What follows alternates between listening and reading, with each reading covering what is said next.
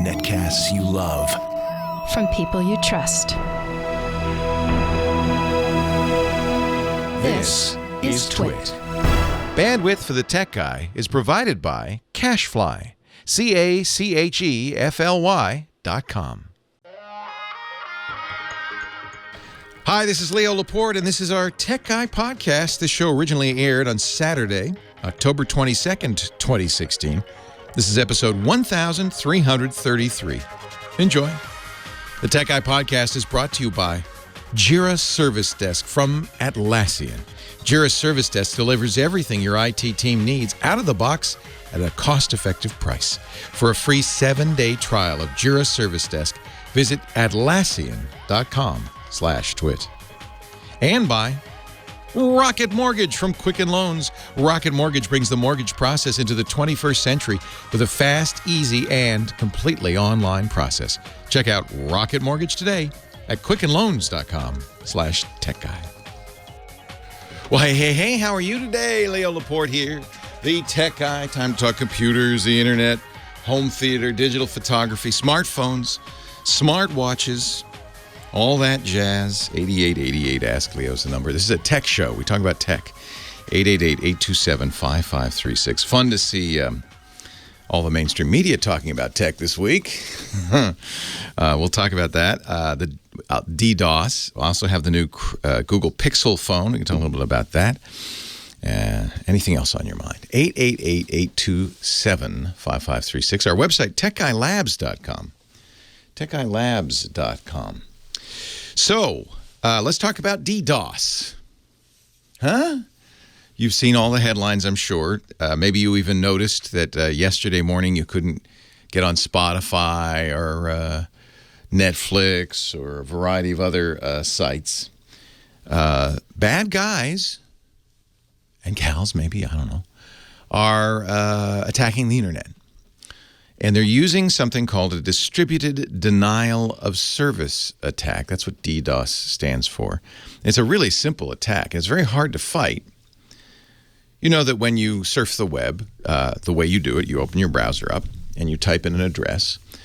The next thing, which happens, behind the scenes automatically, is your browser sends a request out over the internet to that website. Actually, the first thing that happens is it goes out to the internet's phone book, the domain name system or DNS, and says, "Hey, he just said he wanted to go to techguylabs.com. What's that number?"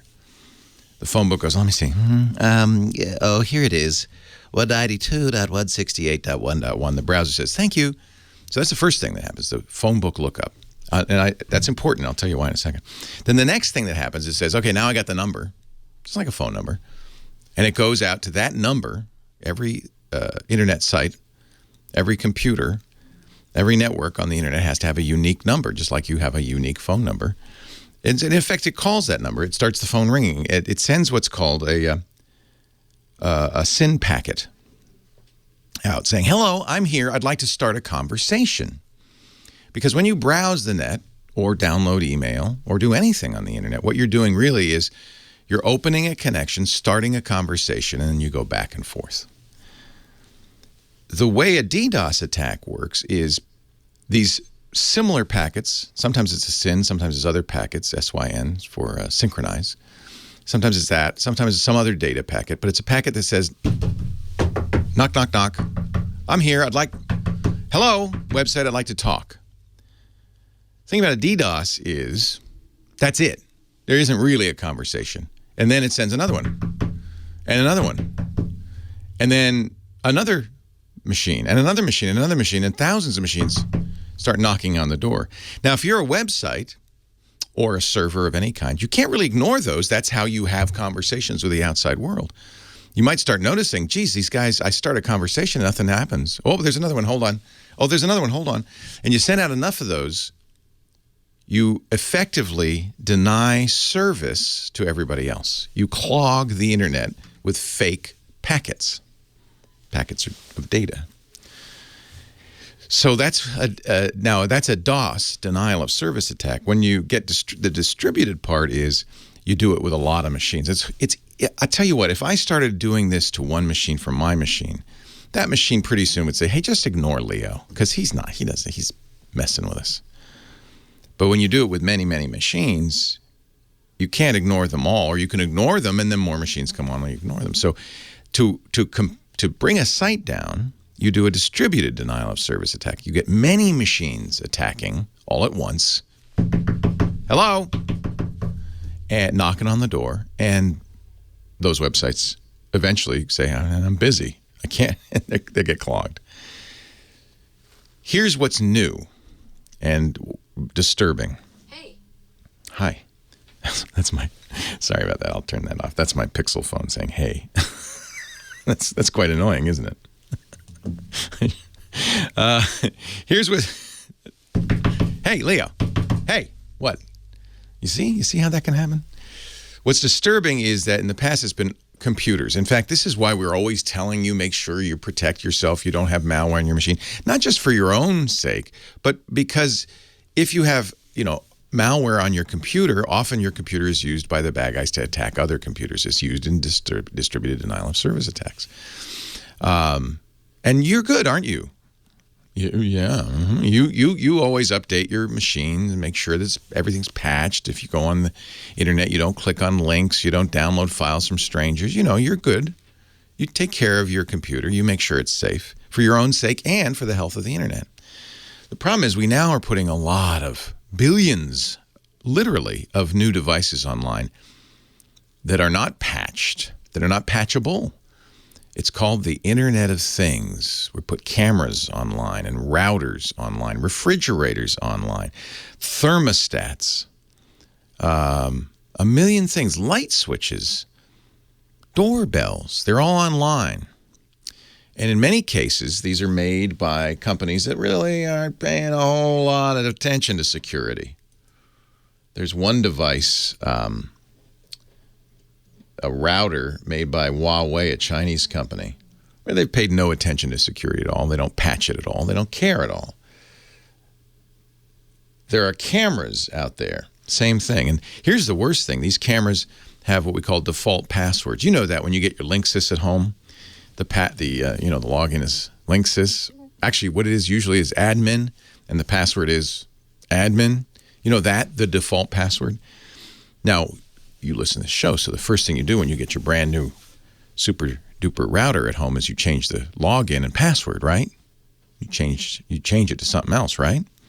Problem with these cameras and dishwashers and doorbells is you can't. They have default passwords built in. Some of them have backdoors. Some of them have flaws. And hackers have discovered this. There's two big viruses that go around. And unlike viruses on your computer, they don't have to get you to do anything. They just scan the internet looking for these particular brands of devices. And when they spot them, they take them over. You may, at your house right now, have one, two, or many devices that are participating in these DDoS attacks, the ones that brought the internet to its knees yesterday. Now, the fix is pretty simple for most of them. You unplug them and plug them in again, but guess what? There's so much of this stuff floating through the internet all the time that you will be hacked again almost immediately. So even if you reboot your router, your camera, your dishwasher, your thermostat, as soon as you put it back online again, boom, it's hacked again. Gartner estimates that 6.4 billion devices will be connected worldwide this year. That's a third increase from last year. Did you hear me? 6.4 billion.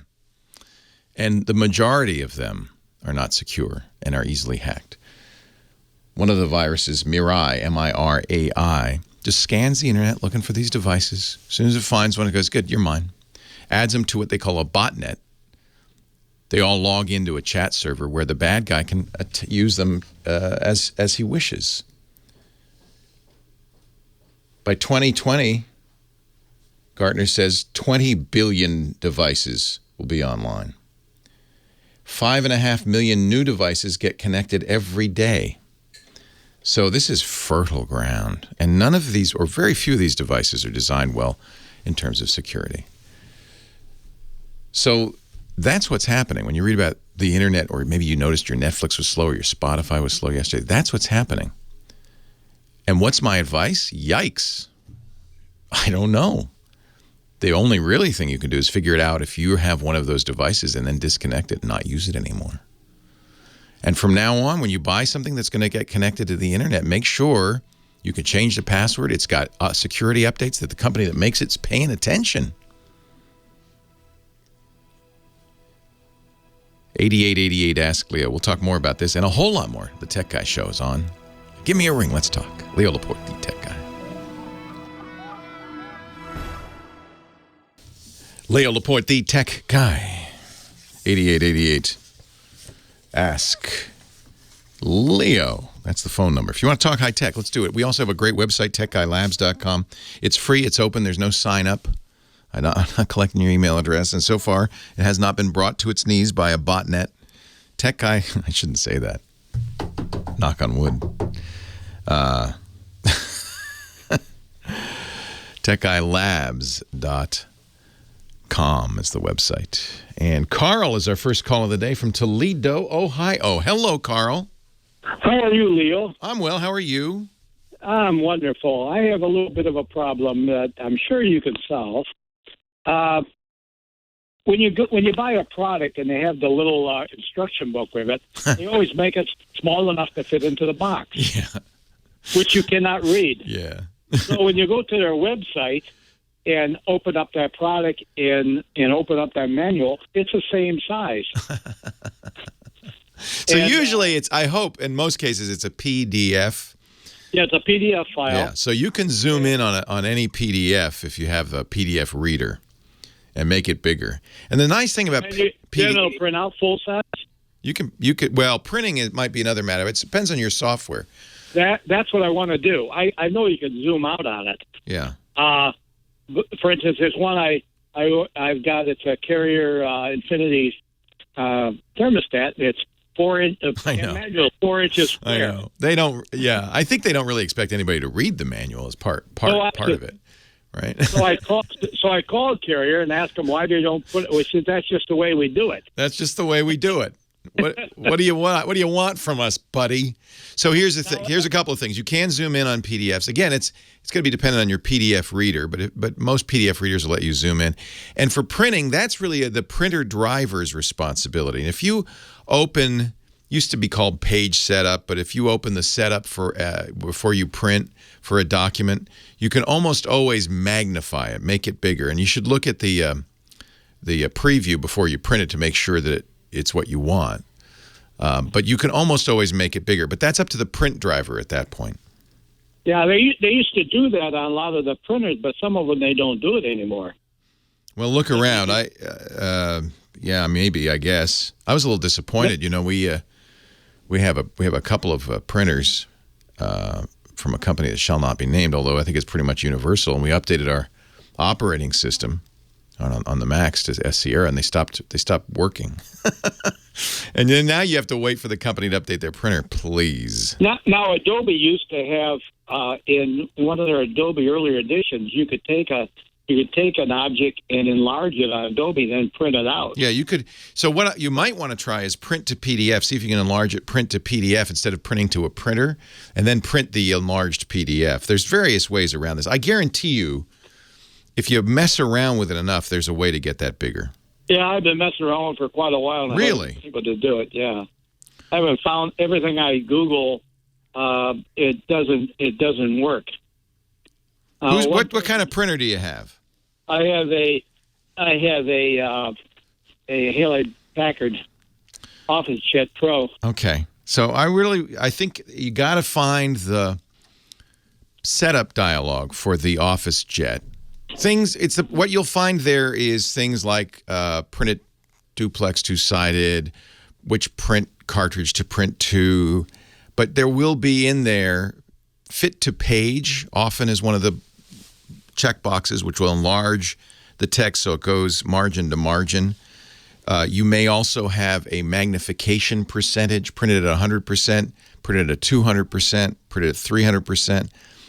I can't imagine that any company would pull that capability out. That's just software. It's an easy thing to do. The nice thing about PDFs is that they're not bitmaps. So you blow up, and you've probably seen this. If you take a picture, for instance, and you blow it up, You see the jaggies, the blocks. You can see the dots. They just get bigger, so the picture doesn't look better. But a PDF usually is created in something we call scalable fashion that lets you make it bigger and smaller. It's using vector graphics. So you should be able to. I presume you're on Windows. Maybe go into the control panel and look for those HP settings. I promise you, if you're listening and you use HP and you know, oh my gosh, yeah, HP took that feature out. I don't know why they would take that out. The trick is it's something that the printer driver does.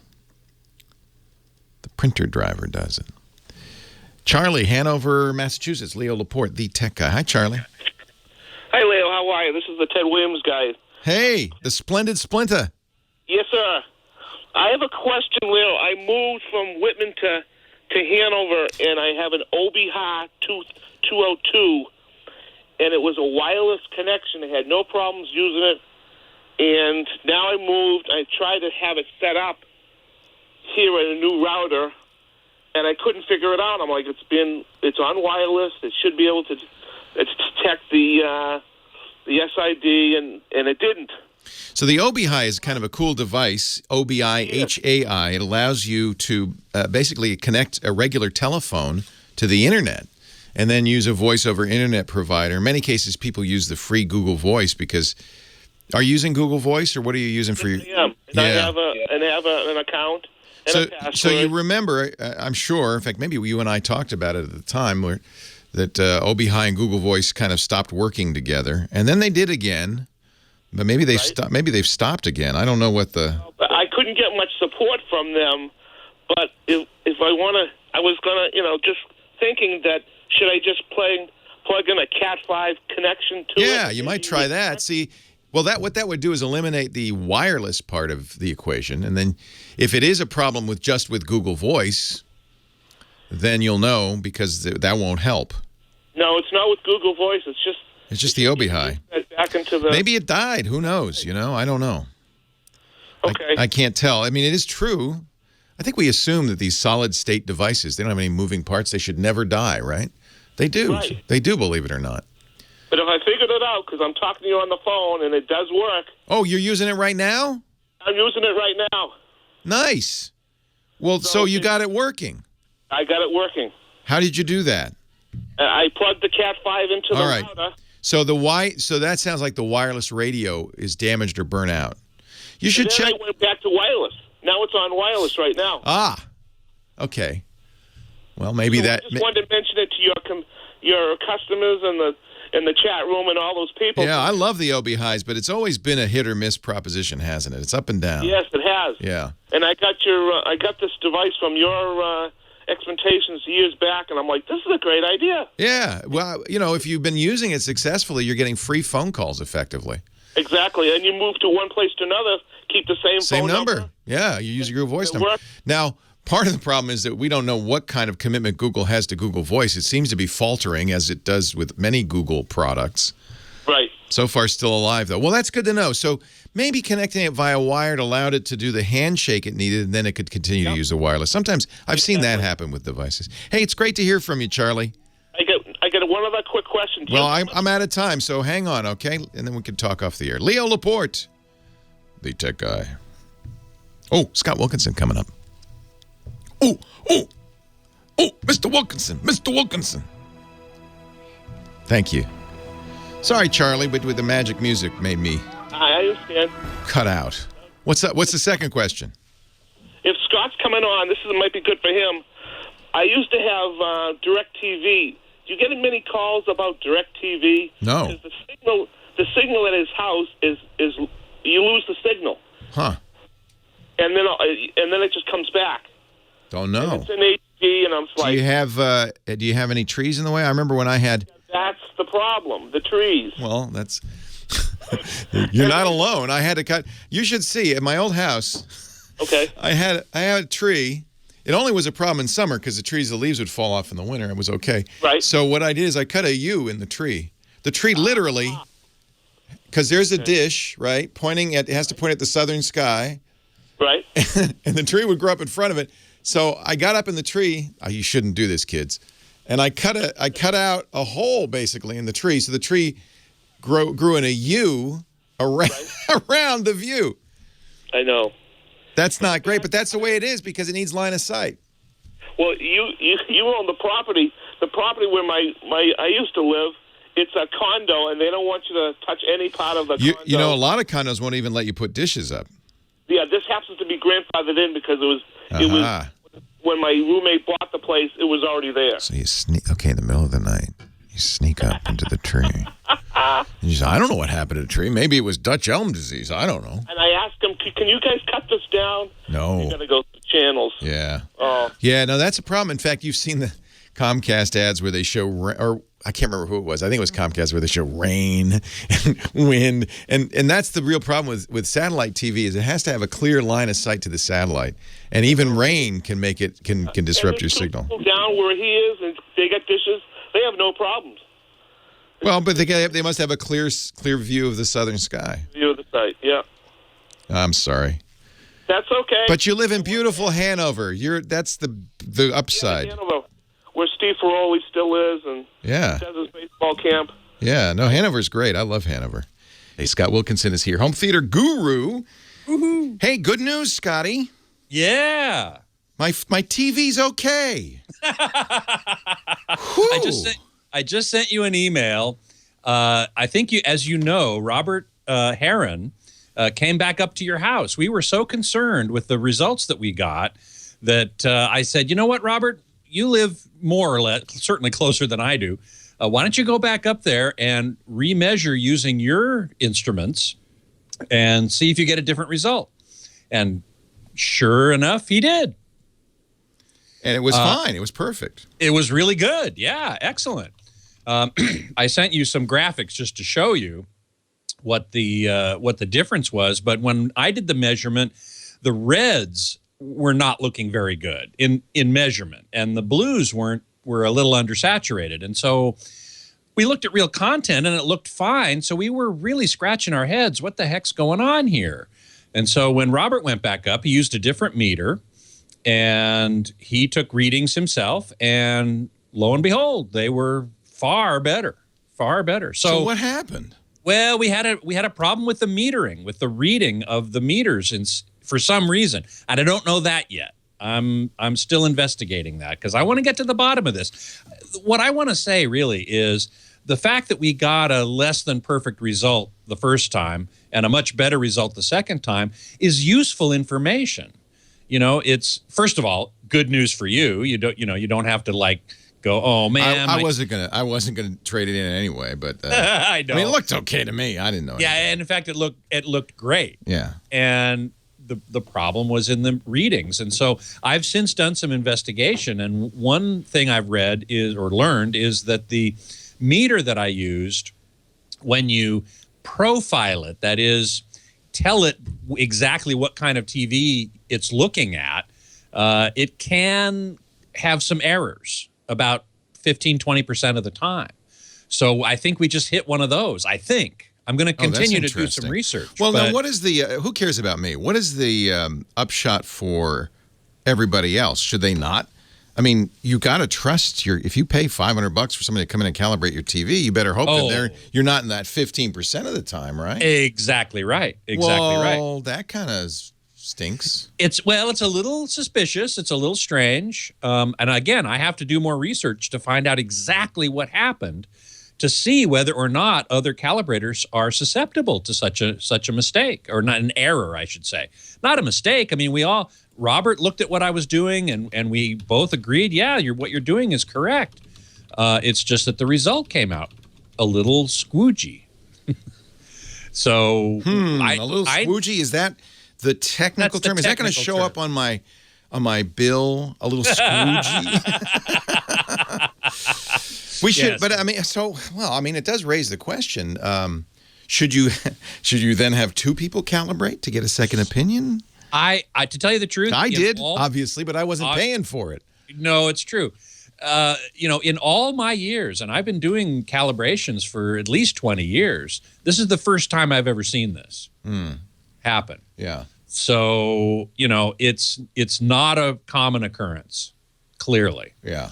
I was using a brand new pair of meters, one that I had not used before, and that, in fact, I don't think anyone had used before. Perhaps there was something faulty in the meters. I'm going to look into that. Can I trust Robert's readings then?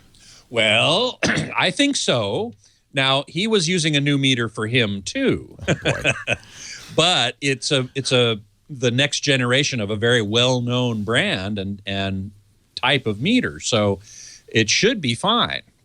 And he's also used the previous version of it on many, many TVs.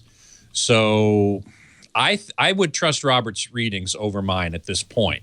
But again, I got to do more research. You can't. So this is the thing I worry about. Trust your own eyes. Ultimately, that is correct. And we've said this many, many times. You calibrate the TV, but then you watch real content and you look at it, and you might have to make some tweaks to it. The same thing is true of audio. I just had on my podcast last week a couple guys from Datasat, and they do room tuning with acoustical treatments and room EQ and so on. And I asked them, I said, okay, so we look at the results, and they measure the results just like I did with the TV, but it's audio. And it looks beautiful. And I said, okay, but how does it sound? And they said, you know what? That's exactly right. The last step of the process is listening to real music and tweaking to taste, as we say. So I'm looking at, these are the graphs. I guess Robert sent you the graphs. He did. This is kind of amazing. So what software is this that you guys use? The software is called CalMan. It's from a company called SpectraCal up in Seattle. Yeah. And virtually all calibrators use it. It's very standard software. He used a slightly different version of it than I did, and that's another avenue of exploration that I have to look at. So let me describe what these graphs look like. You have kind of an interesting rainbow chart here, and it shows a kind of a curved area. Right. On that rainbow chart. What is that curved area? That curved area is all of the colors that we as humans can see. So this is kind of what we, with the red on the right and the green on the left and the blue in the lower left. This is what we could see in a perfect world. Out in the real world. With perfect vision. Yeah. When we're working out, when we're walking out in the real world, that is the range of colors that we can physically perceive. And inside it, there's a triangle. What's that triangle? A smaller triangle. Yes, the triangle is what the TV presumably is reproducing. So the first lesson here is the TV can't reproduce everything the human eye can see. Correct. Which is why when we go to Ultra HD, now that we're going into that, the color gamut, that is that triangle, is bigger.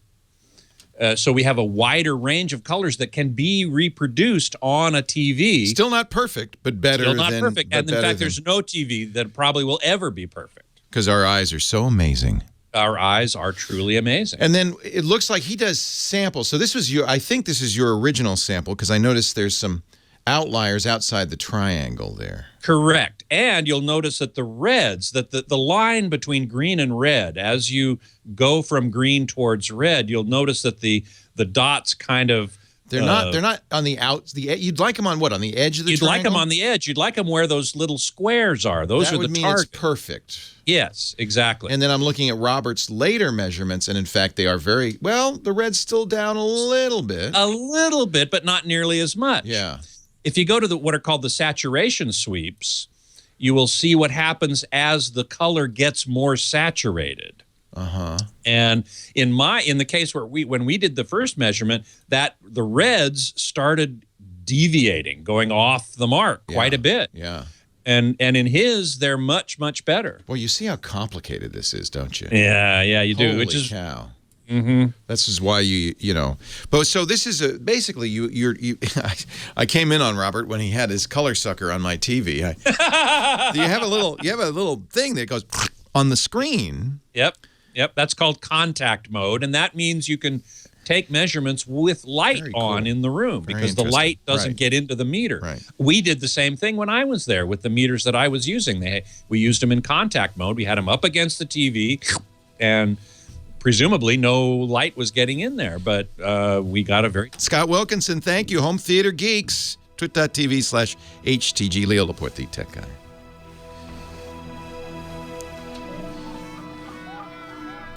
So the good news is Leo's TV isn't as far off as we thought it was. Yeah, that's great. I'm really happy about that. And it offers me the opportunity to investigate an anomaly, something that I don't understand. And that ultimately is really the good news because, I want to understand the world that I live in, not only the real world, but the video world as well. So, I'm going to have an opportunity to talk to a lot of tech guys next week. The SMPTE, Society of Motion Picture and Television Engineers, is having their annual tech conference next week in Hollywood. And I will be down there, and I will be surrounded by extremely technical people. And I will be asking about this problem that I've had here and see what they have to say. And Emily Destrange is exactly right. More chance to learn. And that is my mantra. My goal in life is to keep learning, I'm a lifelong student. I want to keep learning things. And so that's the deal. Creamy corn cob, are those the golden eyes people speak of? In many cases, yes. Some of these people that I'm going to be hanging with next week in Hollywood at the SMPTE conference are definitely golden eyes. Joe Kane is an example of golden eyes. Man, when we go into a theater, he'll immediately point out any flaws, and it takes me much longer to see them. But he's just like, oh, yeah, see that? That color's off. Oh, there's some weird texturing going on over there. It's quite amazing. The people with the real golden eyes are amazing. And a lot of them are in Hollywood because these are the colorists and the people who actually prepare the movie for presentation. And they are sitting there with the director behind them or the director of photography, the DP. And they know what it looked like when they shot it. And the director knows what he wants it to look like. So the colorists are there making sure that it looks like what they want it to look like. And so those are the real golden eyes. Lifelong learner, Robert Bigelow. That's exactly right. Web 2163. Have I ever tried calibrating cell phone screens? No. I didn't even know cell phones had calibration controls, because that's certainly one thing you need. You need the ability to change the white level and the black level and the colors, probably. I don't know that any cell phone screen has that. Battlecam, for those of us who can't afford to have our TVs calibrated and we buy a new one, should we just use our subjective sense of what looks good or not and go with that? Yes, to a certain degree. Unfortunately, most of us, those of us who aren't golden eyes, will think that something looks good, but it is not what we call accurate. That is, it's not an accurate reflection of what the director intended. So what I want to encourage everybody to do is when you get a new TV, go into the menus, go into picture mode, set it up for select movie or cinema, and then use a disc like Disney Wow, World of Wonder, and set the contrast and brightness controls at least. And that gets you 70-80% of the way toward the most accurate that the TV can reproduce. Can you stick around for the top? Yeah, happy to. Leo Laporte, the tech guy, 8888. Ask Leo. That's the phone number. Julian, Los Angeles. Leo Laporte, the tech guy. Hi, Julian. Hey, good morning, Leo. Good morning. Welcome. Hearing your last segment makes me realize that maybe there is some advantage to being blind after all. No one can agree. Right. So I wanted to get your opinion on something, and if time permits, share something that might be helpful to your other blind listeners. Excellent. The thing I wanted to ask you about and get your opinion on is that I've noticed this trend lately with apps where instead of where they give you the app update, and they used to tell you more or less what this update was for, now they give you this sort of, you can tell it's a cut and paste thing that they use every single time, which has absolutely no information whatsoever that's useful. In my case in particular, and I imagine people in my similar situation, this is particularly frustrating because sometimes apps make a change that inadvertently might break the accessibility. Yeah, and you'd like to know that, wouldn't you? Yeah. Yeah. It used to be that if an app update said, check out our whole new fresh look, new redesign, new buttons, new layout. That was a hint. Tell me, you know what, maybe you might want to hold off on this update and see what other people are saying about it. So I do think there is a trend in that direction. I regret that. I think some of it's laziness. Developers, people who write software, the last thing they want to do is write documentation. It's that they hate it. They hate it. And so as a result, we've always suffered from poor documentation. That means bad user manuals. That means bad notes on changes. And it requires a lot of discipline, usually from management, frankly, to get developers to make sure that change log, that's what you're seeing, the change log, is accurate and complete. Some projects you'll see it. For instance, Minecraft, amazing, because when they update, they put in a long list of new features and stuff, and I think they're very good. They're not going to document everything because often there's hundreds of changes. They can't. Microsoft, which owns Minecraft, on the other hand, often will tell you absolutely nothing. And Apple's the worst. Apple, in its updates, they have a link. Find out more about the security. You go to that and they go, well, we fixed some security holes. Partly that's because they don't want to tell the bad guys what they fixed, right? But now as it's spreading to this just kind of general, we don't want to tell you, or we're too lazy to tell you often. So all you can do is complain. I mean, there's nothing. Okay. Yeah, you can't force them to. There's no industry standard for this. It's good. In my opinion, it's good practice. But you can't. It's impossible to force somebody to do something they don't want to do, as anybody who's tried to manage cats or programmers knows. Right. Well, if they're listening, I don't think we need something extremely detailed, but it just helps to know whether there's just bug fixes in this, or did you change the interface? So that kind of helps us to make that decision. That's great. Right away or not. And I think you have experienced this. I'm sure you have. In general, you have to constantly remind people to consider accessibility options. For a long time, there was a movement on the web, and there were some really great tools out there on the web for making web pages more accessible. For instance, I imagine you use a screen reader, and a good website will have an alt text with every image that describes the image, which makes it much easier for you to in effect see the page, to enjoy a page. And it took a long time. It took tools like Cast's Bobby for developers to run their websites through and say, oh yeah, whoops. In other words, the people who do this stuff's awareness and consciousness has to be raised. Some companies like Microsoft have full-time assistive technology experts who often are cross-group.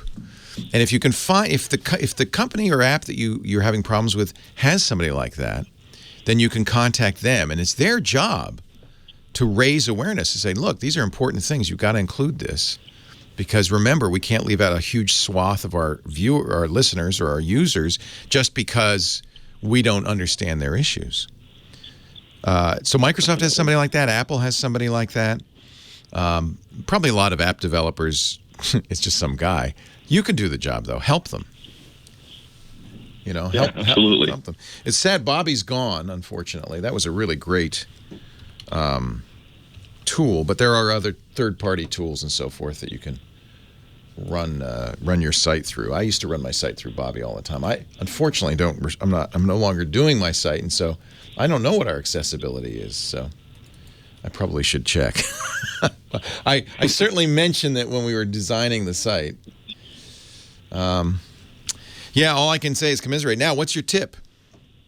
Okay, the tip is there's an event that's happening on November 5th on Saturday. It's an Assistive Technology Conference. It's a great place to go get hands-on with a lot of the latest and greatest assistive technology, because as we know, we can't go to Best Buy and look at the stuff. So there's some great workshops, presentations, and also, by the way, for your listeners who don't live in LA, these guys also record this and make all the presentations available via the website. Oh, that's great. Which is www.bestintech.info, bestintech.info. Excellent. We'll add that to the show notes as well at techguylabs.com. That would be great. Yeah, it's free for anybody who wants to come. So it's a great event to come have fun and play with assistive technology toys. Excellent. Great to talk to you, Julian. Once again, thank you for your help. Thank I you, appreciate Leo. it. All right. Yeah, I consider it really critical. And it's also, by the way, the law that you make sure that you don't eliminate huge numbers of people from using your app or your website, you know. So let's remember, let's keep that in mind.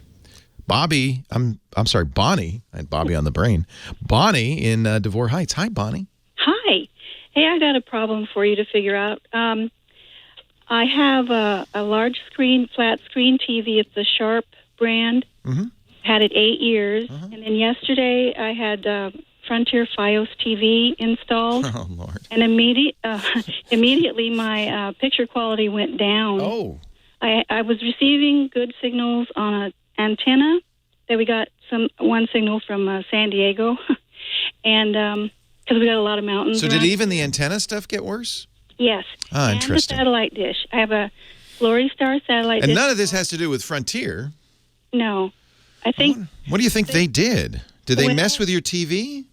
They said no, and their tech support guys said nothing was wrong from Frontier's end.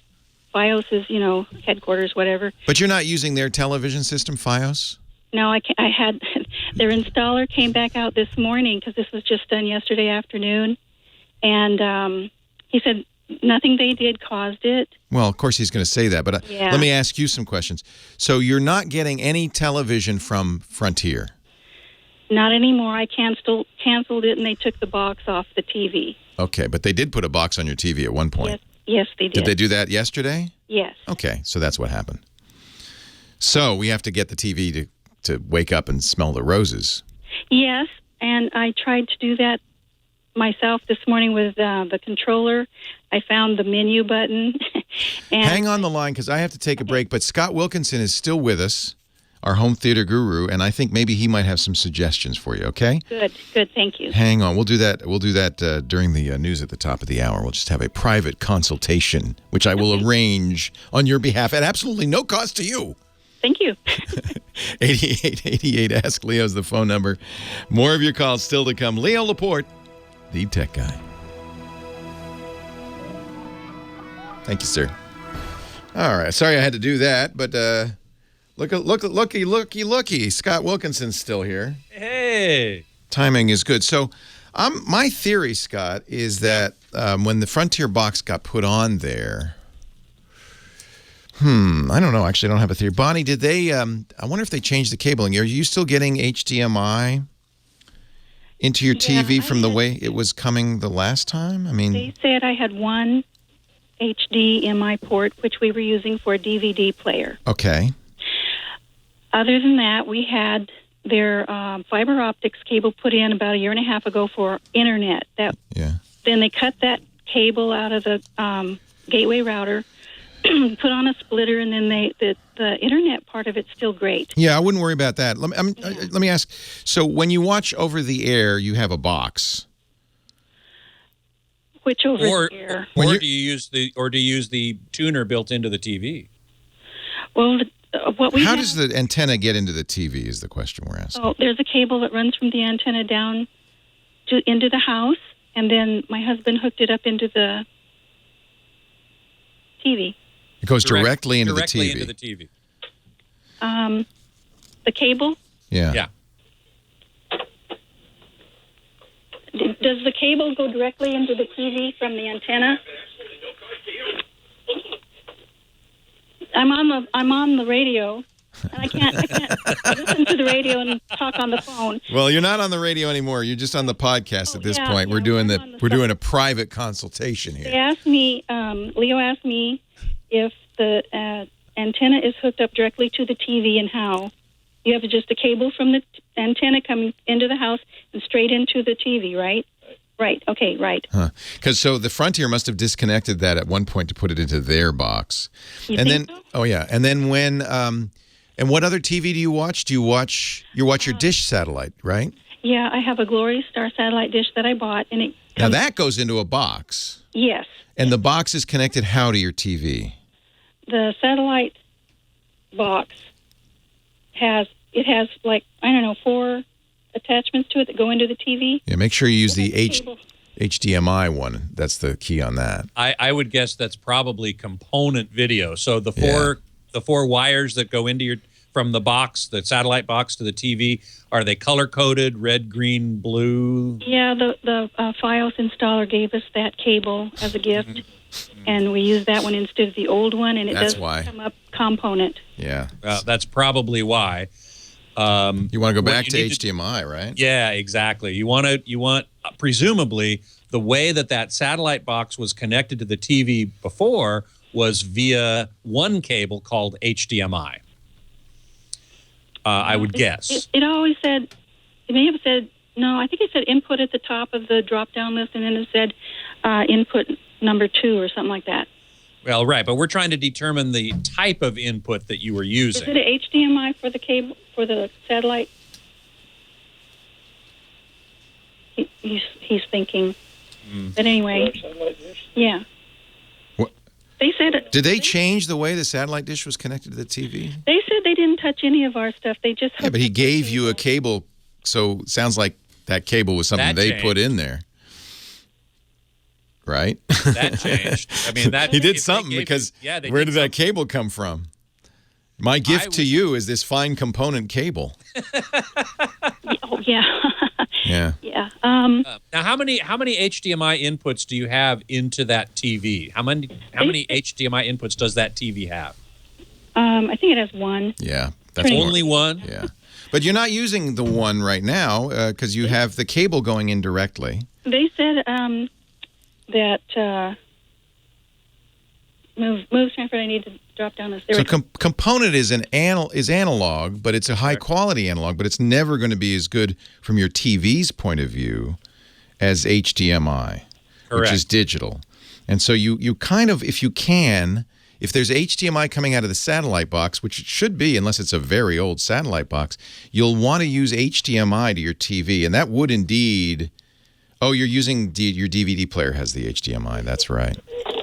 See, that's what I would suggest maybe using the component connection, that 3-wire connection, to connect the DVD player because it's not doing any more than standard definition. It's 480p. Oh, It's 480p. It's better than standard, but it's still 480p. It's not.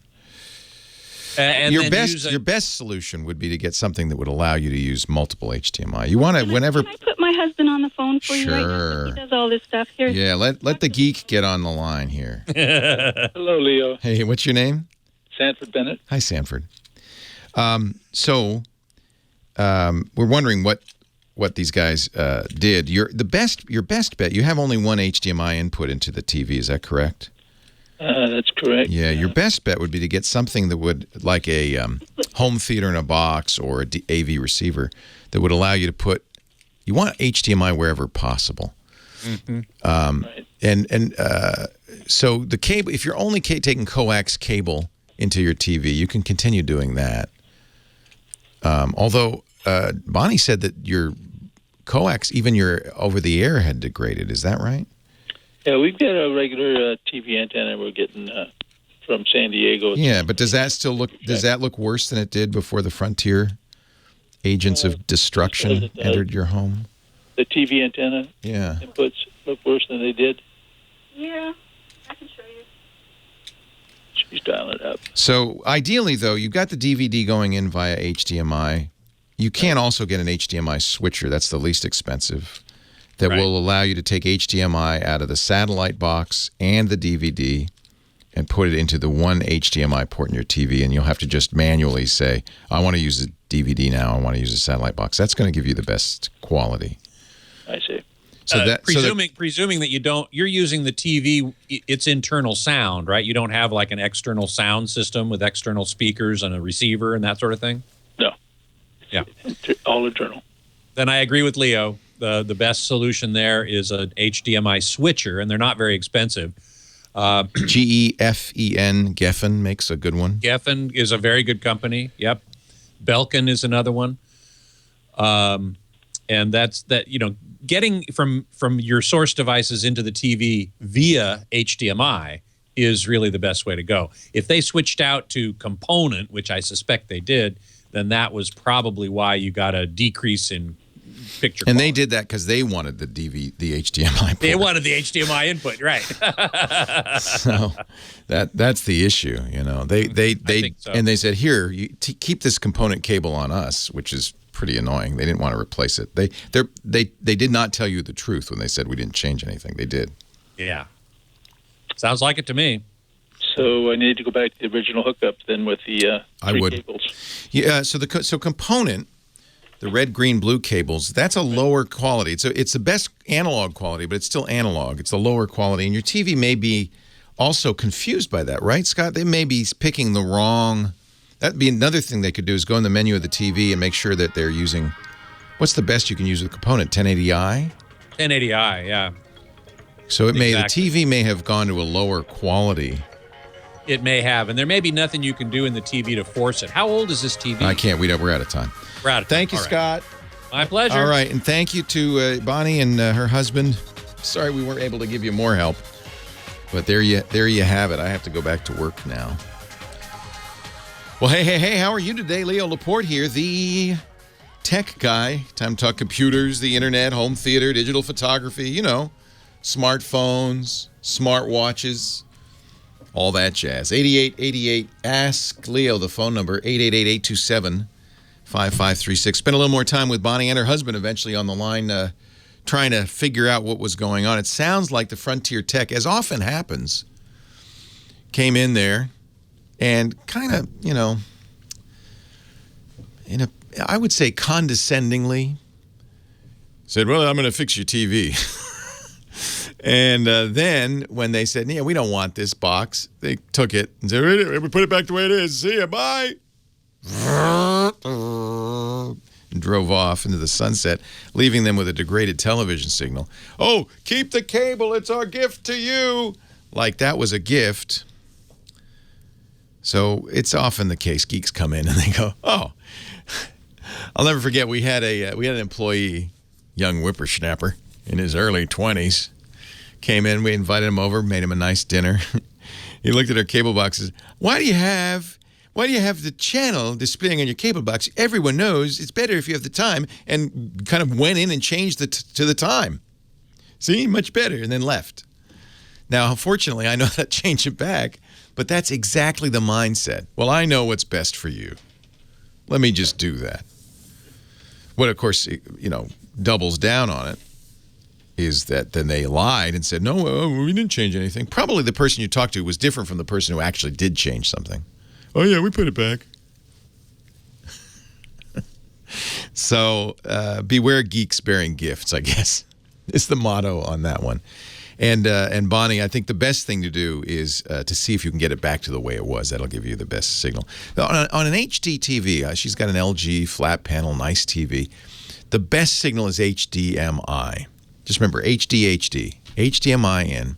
That's a digital signal.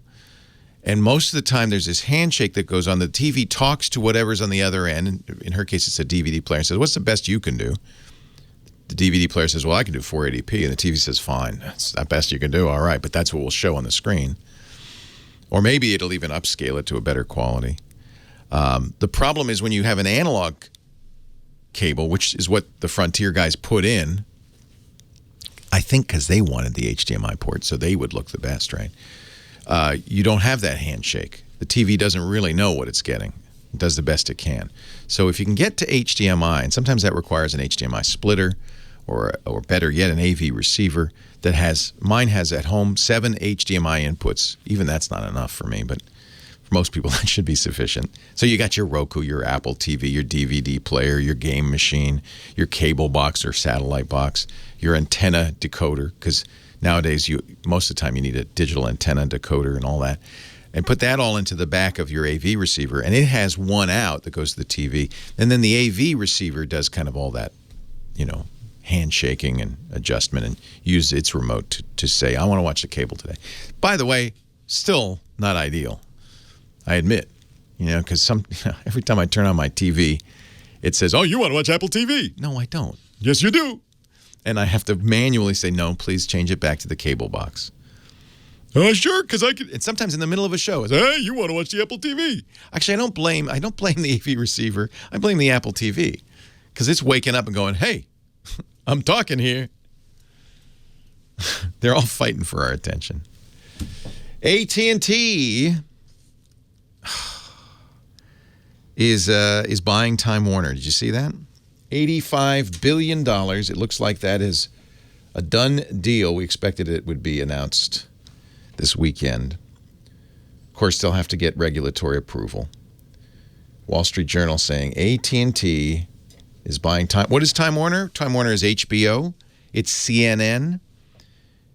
Remember, it was a cable company. They sold that off. They got out of the pipe business, and they became a content-only company. TBS, TNT, and, of course, Warner Brothers, the motion picture company, which owns Harry Potter. Not a bad franchise, right? I don't know if it's worth $80 billion, but why would, you may wonder, why do companies like Verizon, which just bought AOL and is trying to buy Yahoo, or Time Warner, or AT&T want to buy Time Warner? Why would you want that because they don't want to be in the dumb pipe business, and that's basically their business right now. And Verizon and AT&T, and for that matter Comcast, another dumb pipe company, realized that in the long run, there's no profit in selling you connectivity. The profit is in selling you content. And so that's why Comcast bought NBC and Universal. Very similar deal, right? Comcast didn't want to just be a cable company. It's expected that AT&T's acquisition of Time Warner will go through as flawlessly and smoothly as Comcast's acquisition of NBC Universal, which frankly should never have gone through. But, there you go. We'll see. You may remember that Time Warner was purchased once before, in 2000, by AOL, in what is often considered the worst acquisition in the history of corporate America. An acquisition that cost billions and failed. It cost almost twice as much as this. Anyway, Time Warner. You must be hard to beat Time Warner. People buy you and spit you back. And Time Warner stock is up on this, though. As a user, as consumers, I think we should really not want these kinds of things. We want to separate distribution from content. In fact, very famously, in the early days of motion pictures, the movie companies owned the movie theaters. And it was bad for everybody, except for them, because they controlled everything. And that was effectively split up. It was decided in the antitrust actions that the courts decided that the motion picture companies, the content creation companies, should not own the distribution. That should be separate. And we're doing this right one more time, right? And I do think they should be separate.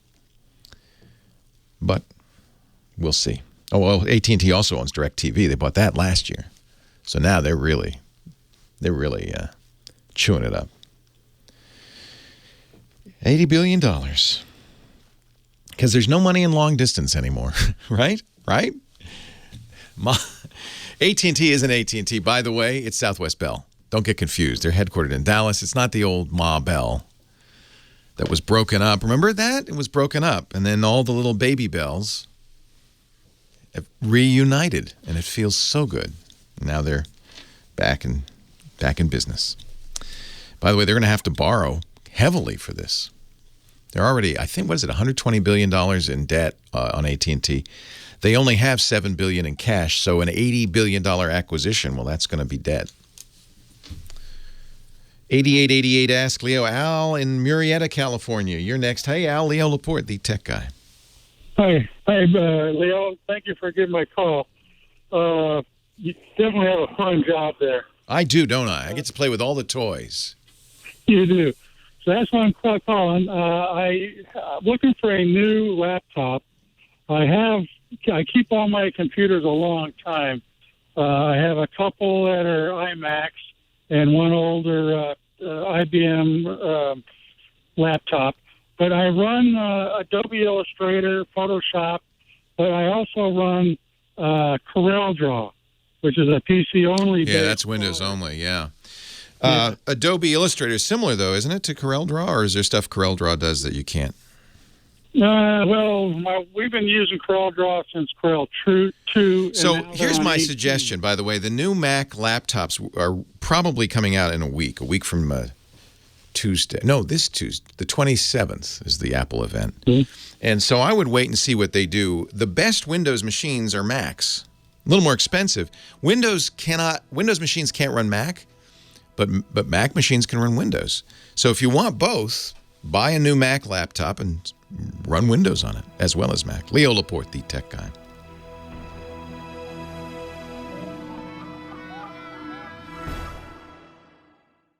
Let's talk about Atlassian right now. Our friends at Atlassian do products that we use all the time here. You know, I've heard me talk about Jira, which we use for development. So we used it for the development of our website and our app. And we use it even to keep track of engineering jobs around the studio. We use HipChat to communicate, their messaging service. Atlassian makes great products. And now they've created a new product that we are going to use called Jira Service Desk.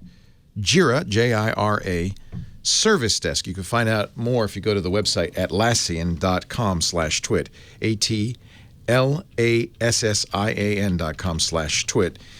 Jira Service Desk lets you give it's for IT support teams and professionals. It lets you give customers an easy way to ask for help. It lets you stay on top of service level agreements with dynamic queues. It gives you everything your IT team needs for as little as $10 a month. What? Help your agents be productive. From putting out fires to helping employees get stuff done. Automate repetitive tasks so your agents can focus on solving the important stuff. It's also good for external support teams.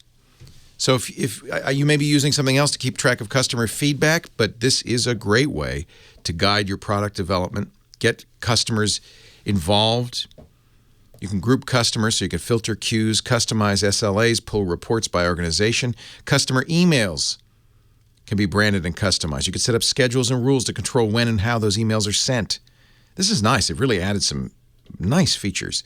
And if you use Confluence, as we do, you can easily integrate Jira Service Desk and build a support knowledge base, which makes your team even better. They can provide quick and easy support to customer requests. We use it in our IT department to track projects and tasks assigned to each project.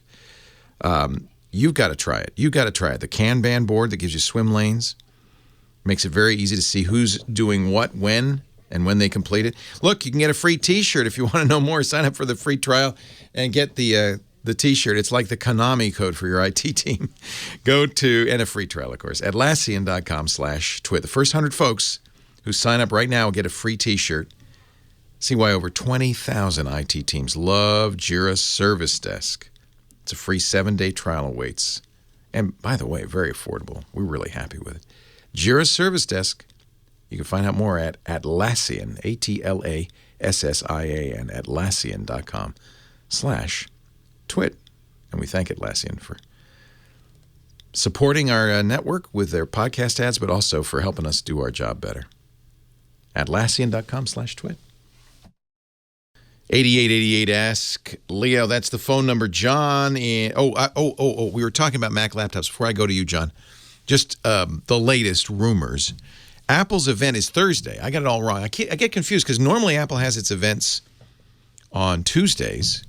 This year, because the Apple earnings call will be Tuesday, they're going to have their event 2 days later on Thursday. It's kind of, a couple of days before Halloween. It's funny because Microsoft wanted to have a fall hardware event as well. And, of course, the last thing any company wants to do is have their event the same day as Apple has its event. But Apple doesn't say when it's having its event. So Apple, kind of holds everybody, the whole industry in suspense. Microsoft going, when are we going to have our event? Apple's probably going to have an October event. So Microsoft basically read the tea leaves. They said, well, Apple's earning call was moved from Thursday to Tuesday. So probably that means the event's going to be on Thursday because they want to have the earning call the same day as they had the event. So let's have our event on Wednesday. So Microsoft is going to announce new hardware, probably Surface somethings, Pros, Surface Books, I don't know. We're not really sure. But that's going to be Wednesday the 26th. And of course, you always want to have your event not on the same day as Apple, but not even the next day, right? Because Apple's going to probably eat up the news cycle for a couple of days. So have your event before Apple's. And it turned out the bet was correct because last Wednesday, Apple generally waits till 1 week before their event. They sent out invitations to the press saying, hey, we're going to have a little event at the campus. Come on down. Something exciting. We don't know what it's going to be. Ming-Chi Kuo, who is an Apple analyst, works for KGI. Now, remember, analysts are not speaking to you and me. They're speaking to investors. Nevertheless, Ming-Chi Kuo has very good sources in what we call the supply chain, the companies in China that make the parts for Apple hardware. And see, Apple's very good at keeping a lid on leaks in Cupertino in their home. You know, they can fire you. They will fire you. They will fire you. They will fire your children. They will fire your children's children. Trust me, I know. I'm on Apple's blacklist too. If you don't mess with them. But if you're a worker in China and somebody says, hey, we'll give you $10,000 for a picture of the new thing, it's pretty hard, right, to keep them from leaking. So Ming-Chi Kuo has very good sources in the supply chain. He says Apple is going to announce, and he's been pretty accurate, so I would guess this is true. On Thursday, Apple will announce 3 new MacBooks. A new 13-inch MacBook. Now, that's surprising because they updated the MacBook earlier this year. They didn't update it much. Mostly they put it out in a new color, in rose gold, but maybe a little bit faster. So apparently they're going to do it again. I don't know what they're going to do. But this is more important because it's been over a year, a new 13-inch MacBook Pro and a new 15-inch MacBook Pro. And I think the rumor mill says, and I believe this is probably the case, that they won't have function keys anymore. They'll have a OLED screen panel at the top of the keyboard. I like this idea. It's touch, and it will change depending on what software you're running. So in theory, if you use Photoshop, it'll have Photoshop shortcuts, things like that. That would be pretty cool. And, of course, there's new Intel chips, so they can finally put those in. And the new Intel chips enable a new technology, a new faster Thunderbolt 3. It's a lot faster. So we'll watch. But that's apparently what Apple will announce on Thursday. Ming-Chi Kuo says, do not expect new iMacs Thursday. Those will come out next year, first half of 2017. And there have been, Apple discontinued its cinema displays, its external displays, and there's been a lot of speculation since that Apple might be updating those. My thought is Apple just decided, we're going to get out of that business. Let other companies. In fact, the reason I think that is because when Apple announced that it was discontinuing its displays, they said, but you can get fine displays from other companies like Dell. Okay, I guess I will. So that sounds to me like, I don't know. Anyway, the rumor is they're working on a new 5K standalone display, 27-inch cinema display, and that will also be announced in the first half of 2017. It might make sense. I could see Apple doing something like that.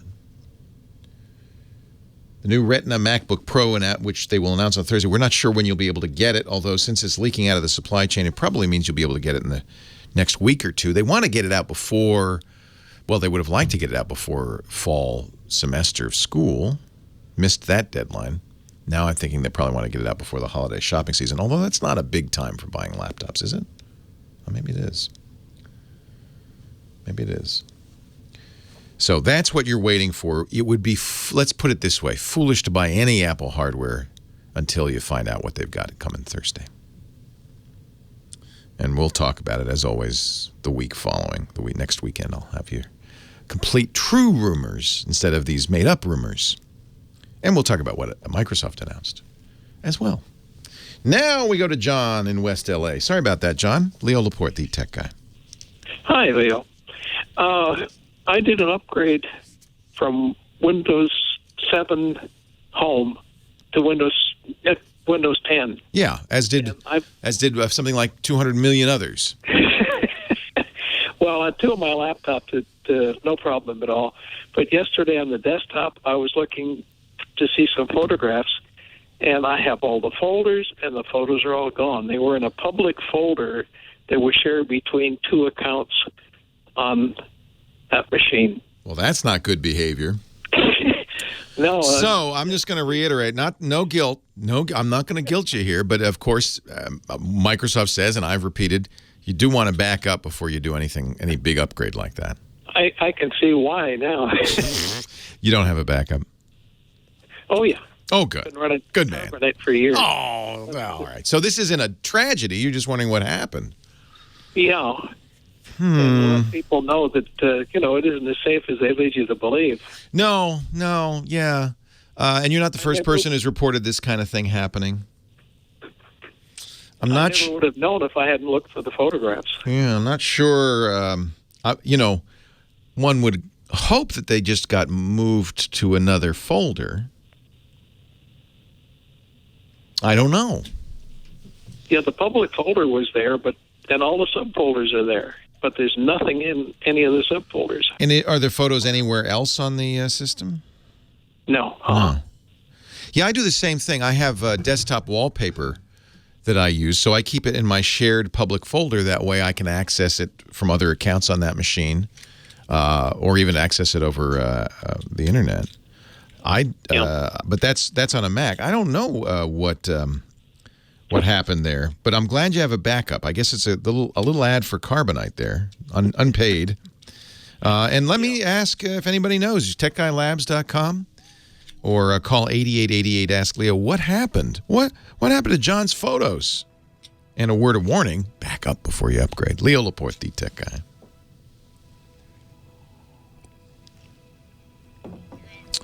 Could it be in a Windows.old folder? Maybe. Maybe don't they do that? Corel says maybe that because it was a shared folder pointed to another folder that was somewhere else that got deleted. Johnny Jet, he's so close, and yet so close, so far. So far, yes. Johnny is just down the road a piece in the beautiful Cavallo Point Lodge, which is it's the old Army base, isn't it? Fort Baker. They've converted it to a historic hotel, and it's one of my favorite hotels in the world. And I woke up at 6:30 in the morning, saw the sunrise, and it was because you're right on the north side of the Golden Gate Bridge. So you're looking at the San Francisco Bay on the left, the ocean on the right. It really is a very pretty spot. Yeah, it's the best. It's the best. Yeah, you got to come down and spend the night. I've been there. I love it. It's a really nice place. Yeah, I tried to show you my view, although we're on the radio. Well, let's see your view. Everybody on the radio can look out the window. So you're in the older part, which is restored Army housing, right? Yes, it's the officers' quarters. Do you like that better than the newer? They built also new stuff.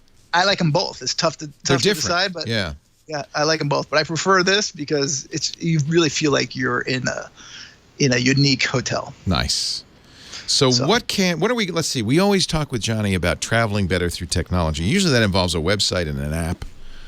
What do you have for us today? So I was flying up to San Francisco and I was in the American Airlines lounge, and they have password signs everywhere. So right even when you walk in, it says this is a password. Yeah. And I was thinking, if I was really jonesing for Wi-Fi, I would walk into the lounge and say, hey, how much does it cost for a day pass?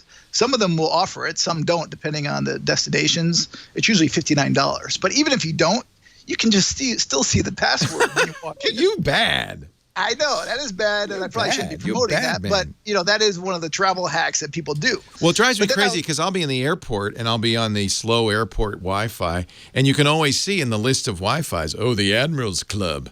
I wonder how I get that. Yeah, in the old days, the trick was to stand in front of the club lounges because it was open. It was open, and you would just get it. So there would be, business travelers are sitting there working. So now you need a password. But so then I was like, man, if I tweeted this out, I'd be in trouble, and that's just not cool. But I Googled it, and it turns out some guy did create a website, and it is updated on all airport Wi-Fi passwords from around the world. What? And so the website's way too long. It's like foxnomad.com. I just tweeted it out, CC'd you, and I'll put it in the chat room so everyone can see it there. But anyway, you can get the passwords for all around the world. But, again, I recommend doing it legitimately and, paying for it. But if you're really in a bind, this is one way to do it. So go to johnnyjet.com, Johnny's website, and you can read the article, How to Get Airport and lounge Wi-Fi passwords from around the world. We were in at Heathrow in the British Airways place, and we went up to the desk, said, what's the password? And they wouldn't tell us, and I think this is why. And they said, oh, it's at the bottom of the departures board inside. Right. And they change it every month. I think it's because of people like you. Well, every lounge changes it every month. American does too. Yeah, they didn't used to. But actually, in BA Lounge in London, they also have the signs as well, but they're inside. Yeah. And it's usually named after one planes. So we asked at the desk, and she wouldn't tell us. And I think that's because of this scam. Well, yeah. I'm not going to, as often is the case in this show, I'm not going to weigh in on the ethics of this. Consult your own conscience. Right. I'm actually a fan of Boingo. So I pay for Boingo. I pay for it. Get Boingo, and you can get it all around. Yeah. But I mean, people do this all the time, and a lot of the airports around the world where they only let you have free 15 minutes. Right. The secret with that. I don't trust airport Wi-Fi, partly because I don't trust that it's really the airport Wi-Fi. It wouldn't be hard for a hacker. In fact, I know they do it, to set up a Wi-Fi access point that says Denver International Airport Wi-Fi.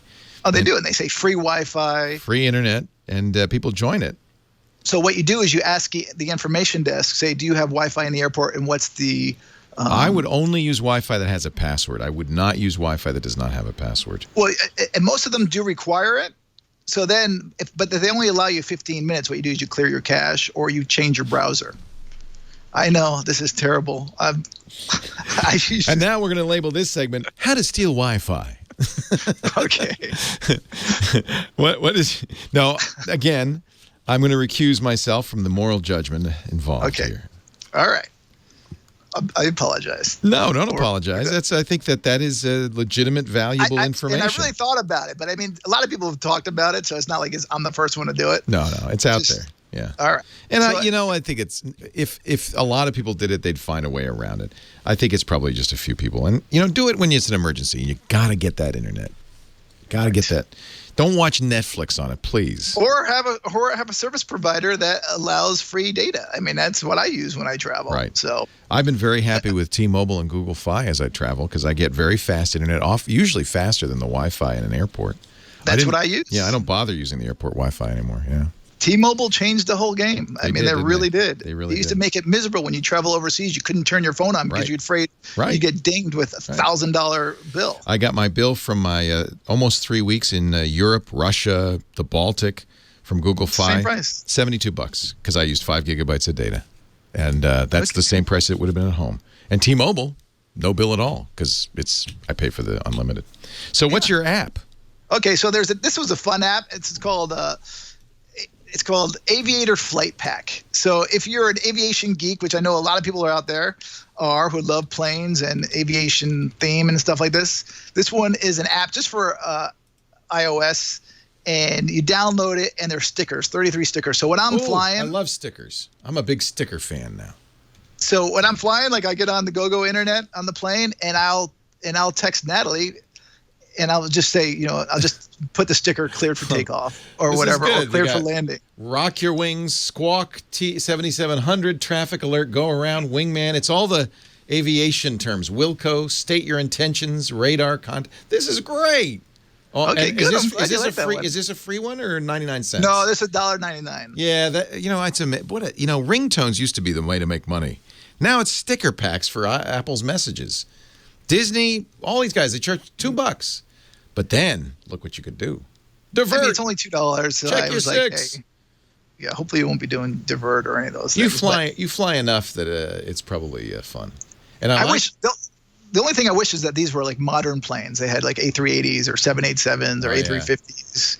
There's a lot of biplanes in World War I and World War II and Japanese Zeros, and this is cool. I like it. It's fun. And there's a big handle for aviation geeks, AVGEEK on Twitter. That's where all the aviation geeks hang out and post stuff like this. It's kind of amazing, really, that Apple's messages, which is a silly little feature in iOS 10, these stickers, and it's just taken over the world. I now have way too many sticker packs. Do you? So which one's your favorite one? And do you have any travel-related ones? You know, the problem with having so many stickers is that you can't find the sticker you want. I think my favorite, and I pay, believe it or not, I think $5 a month for it, is Jib Jab. $5 a month? It's ridiculous. But you can take your face and put it in, you know, dancing elves or fairies or whatever. I like Jib Jab. I didn't realize it was that much. Yeah, there's some free ones. I use cat paint because I can send messages to Lisa and have kitty cats all over her in the picture. But, you know, City Mapper, we've talked about that before. They have a pack. Okay. There's some useful ones. TripIt as well has a pack. So you can use TripIt and say, hey, my flight's delayed or whatever. So you should check it out if you use iOS 10. Johnny Jet is at johnnyjet.com. Follow him on the Twitter at Johnny Jet. And you can also watch his travels on Instagram. He's Johnny Jet. And he joins us every week. Thank you, John. Thank you. Leo Laporte, the tech guy. Who let the dogs in? Leo Laporte, the tech guy, 8888. Ask Leo. Steve's next in Harbor City, California. Hi, Steve. Hey, Leo. Great information this morning. I mean, you know, that's just so helpful for people that are into computers. Thank you. Hey, what I wanted to find out is I've got two computers on my desk right now. Okay, one is a MacBook, and the other one is a MacBook Air. And I'm just testing something. I have AT&T Uverse, so that's what I got. Our computer is basically set up to where, like, when they install the, let's say, whatever for the internet, all the computers basically have the same, like, hardware or whatever? No. So your speed, so you're getting a certain amount of speed from your internet service provider. But that's just the raw speed coming into your house. Then they've got a cable modem. That can speed you up or slow you down. Then you've got a router. Sometimes those two are together. That can speed you up or slow you down. Then if you're using hardwire, that's faster. If you're using Wi-Fi, that's slower. The distance, if you're using wireless, from the wireless access point can slow you down. The number of machines on the wireless access point can slow you down. And the radios in your hardware can slow you down. So it's a very complex system. And I actually left stuff out. For instance, we were talking earlier about these DDoS attacks, internet cameras and other stuff, DVRs being used to attack other machines. One of the symptoms of that is your internet suddenly gets slow because your camera is being used to attack a site. Exactly. And, you know, another thing, too, that I've noticed is, like, you know, people have been talking about, you know, when you get on Wi-Fi, let's say you have a laptop. I mean, what is links? Links seems to be kind of a porthole to where, yeah, if you're in an area, you can sometimes pick up that Wi-Fi signal. Who is Links? Linksys. And that's your neighbor. So I was mentioning that the real problem with the Internet of Things these days is default passwords. And I said, if you can, and you have a device that's connected to the Internet, if you can change the default login, you should. Well, when you see an access point as you're driving around or even at home on your couch that says Linksys, that's somebody who hasn't changed at least the name of the router. Now, that is often a good indicator that they probably haven't changed the default settings either. Which means the next thing, if you were a bad guy, you would do is you would try to log into that router using the default password, admin. And if you got in, oh, wow, have fun. Now you can do all sorts of things, including, and this is what the bad guys do, put malware on that router. But admin is basically the default password. Right. So the default name is Linksys. That's the company. Cisco makes Linksys routers. And the default password on many Linksys routers, the login is admin and the password is admin. Now, they change that from time to time. But just, if you want, just as a fun exercise, Google default Wi-Fi passwords. Yeah. And you'll find brand name after brand name. And you'll find the built-in password and login for all of these routers. So if you are using a Wi-Fi router, folks, there are only a few steps you need to secure it, but you must do these. Right, you must do this. So it's called default. Here's what you need to do. Let's say you go out today and you say, I need a new router. You go out and you buy a router. Okay. First thing you need to do, of course, you log in. You know, you can control the router by logging into its internet address. Usually it's 192.168.1.1 or 1. You know, it'll say in the manual. you log into and you'll see a control panel. First thing to do is change the default name of it. You don't want it to say Linksys.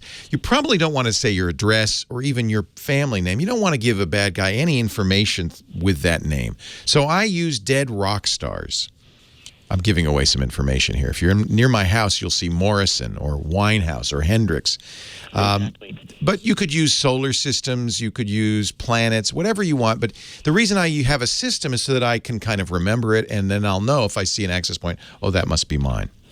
So so change that to something you know that doesn't leak information about where that router is. Then change the login to that router. So there's an administrative login. Now you know what it is because the first time you log in, you're using the default admin or whatever that is, admin blank. That you also got from the manual. There's a setting right there. Change the login. Usually you can change the name. If you can't change it from admin, leave it, but do change the password. It doesn't have to be the best password you ever came up with, but it should be a password that is not the same as the default. Right. The reason it's not so important to make it be super secure is because the next thing you do is you turn off WAN administration. What this means is that somebody can administer your router from the outside world. Sometimes people want that, but you don't. No one listening to this show should have that. If you're an IT professional and you need to administrate routers from your office, okay. But no one with a home router should ever have WAN administration turned on. So turn that off. Turn off UPnP, Universal Plug and Play. That's a feature many routers have that allow software running inside the network to open up holes to the outside world. Now, that's fine if you're playing an Xbox game and you want to have a server running. It's very bad if you get malware on your home computer and it goes, watch this, and it opens up your router to the outside world. So UPnP is a Microsoft technology that's dangerous. Turn that off. And then the last and maybe most important thing after changing the default password is to turn on WPA2 encryption. That keeps other people from using your Wi-Fi access point and, more importantly, means that any communication you have that's floating through the air on Wi-Fi cannot be snooped upon by other people. It encrypts it all. So those are the steps. If you do that, your Wi-Fi router is as secure as your wired internet connection. Yeah, can you hear me still? Yep. Okay, so you were saying that you can go to default, the website for the default, it's called default passwords? Yeah. Well, no, I'm just saying Google it. So if this is just an exercise, but if you say, let me try. Google what? Yeah, Google default Wi-Fi router passwords. How about that? Default Wi-Fi router passwords. Google is very helpful. Google doesn't even have to send you a page. It just says, let's see, Digicom is password, or Michelangelo. Linksys is admin. Netgear is password. And on and on and on. Or you can go to routerpasswords.com. Look at that. And you can enter in the manufacturer, and it'll tell you the default router password. ASUS. Let's see, admin, except for the P5P800. That one is NA, doesn't use a username and just admin. So in other words, these are widely publicly available. That's why you shouldn't let it stay the router password. Yeah, but what I've noticed too is with let's say internet access. Obviously, if you use your smartphone, the Android system has a whole different ballgame. It can receive the internet. You could be just about anywhere because it's a 4G system as compared to. Well, that's a little different because you're not logging into somebody's Wi-Fi. You're using your connection with your cellular company. That's a very different thing. I should mention, one of the questions you posed is it possible that my MacBook Air is not as fast as my MacBook Pro? Even within a product line, sometimes there can be differences. So we've just learned the new iPhone 7. There are two models. In the U.S., there's a CDMA-capable model and a GSM-only model. If you get your iPhone 7 from T-Mobile or AT&T, you'll have the GSM-only model. It has an Intel radio in it. If you get it from Sprint or Verizon, it has a Qualcomm radio in it. And I've just seen benchmarks that say the Qualcomm radio is better at LTE. It will use LTE signals that are weaker, and it's faster. So even if you buy an iPhone 7, if you look on the back of the iPhone 7 and you can see the model number, you can see if you have an Intel or Qualcomm radio, and even within a single product line, the Intel radio is slower. So that can happen with laptops too. But that's just one of a large passel of compatibility and speed issues. It's as they say on Facebook, it's complicated. They're talking about relationships. Wi-Fi is even more complicated. Hey, good call. Thank you for the questions. And you know what we'll do? We'll put on the show notes what is that, 5-6 steps everybody should do as soon as you bring home your brand new baby Wi-Fi router. These are the things you must do right away. I wish we could say the same thing for internet-connected cameras, doorbells, thermostats, dishwashers. In many cases, we can't, and that's why they're a security problem, because you can't change the default password. And you can go out and look, and you can say, what's the default Wi-Fi password for brand name camera? And you say, oh, that's easy, log in, and it can't be changed. At least you can change it on your router, and you should. Follow those steps. At least secure your router. And then we're going to have to figure out what to do about the Internet of Things, because these devices are horrifically insecure. 8888 Ask Leo. And the website I mentioned, it's all there, techguylabs.com. That's free, no sign up. I'm not collecting information about you, I promise. Tech Guy Labs. I don't want it. techguylabs.com. Tech Guy Podcast brought to you today, as often it is, by our friends at Quicken Loans, one of the best place to get a loan in the U.S., especially if you're a geek. And I know you are, because you're listening to this show. Because Quicken Loans has created a new product called Rocket Mortgage, specifically for those of you who do not want to get up from your couch, who want to borrow to buy a new house or refi your old house online completely. Rocket Mortgages from Quicken Loans at quickenloans.com/techguy. So the beauty of this is, it's basically, it brings the mortgage process, which is kind of one of those classically like 19th century processes, you know, where you practically got a guy with a green eye shade and sleeve garters and a quill pen saying, and how much would you like to borrow, sir?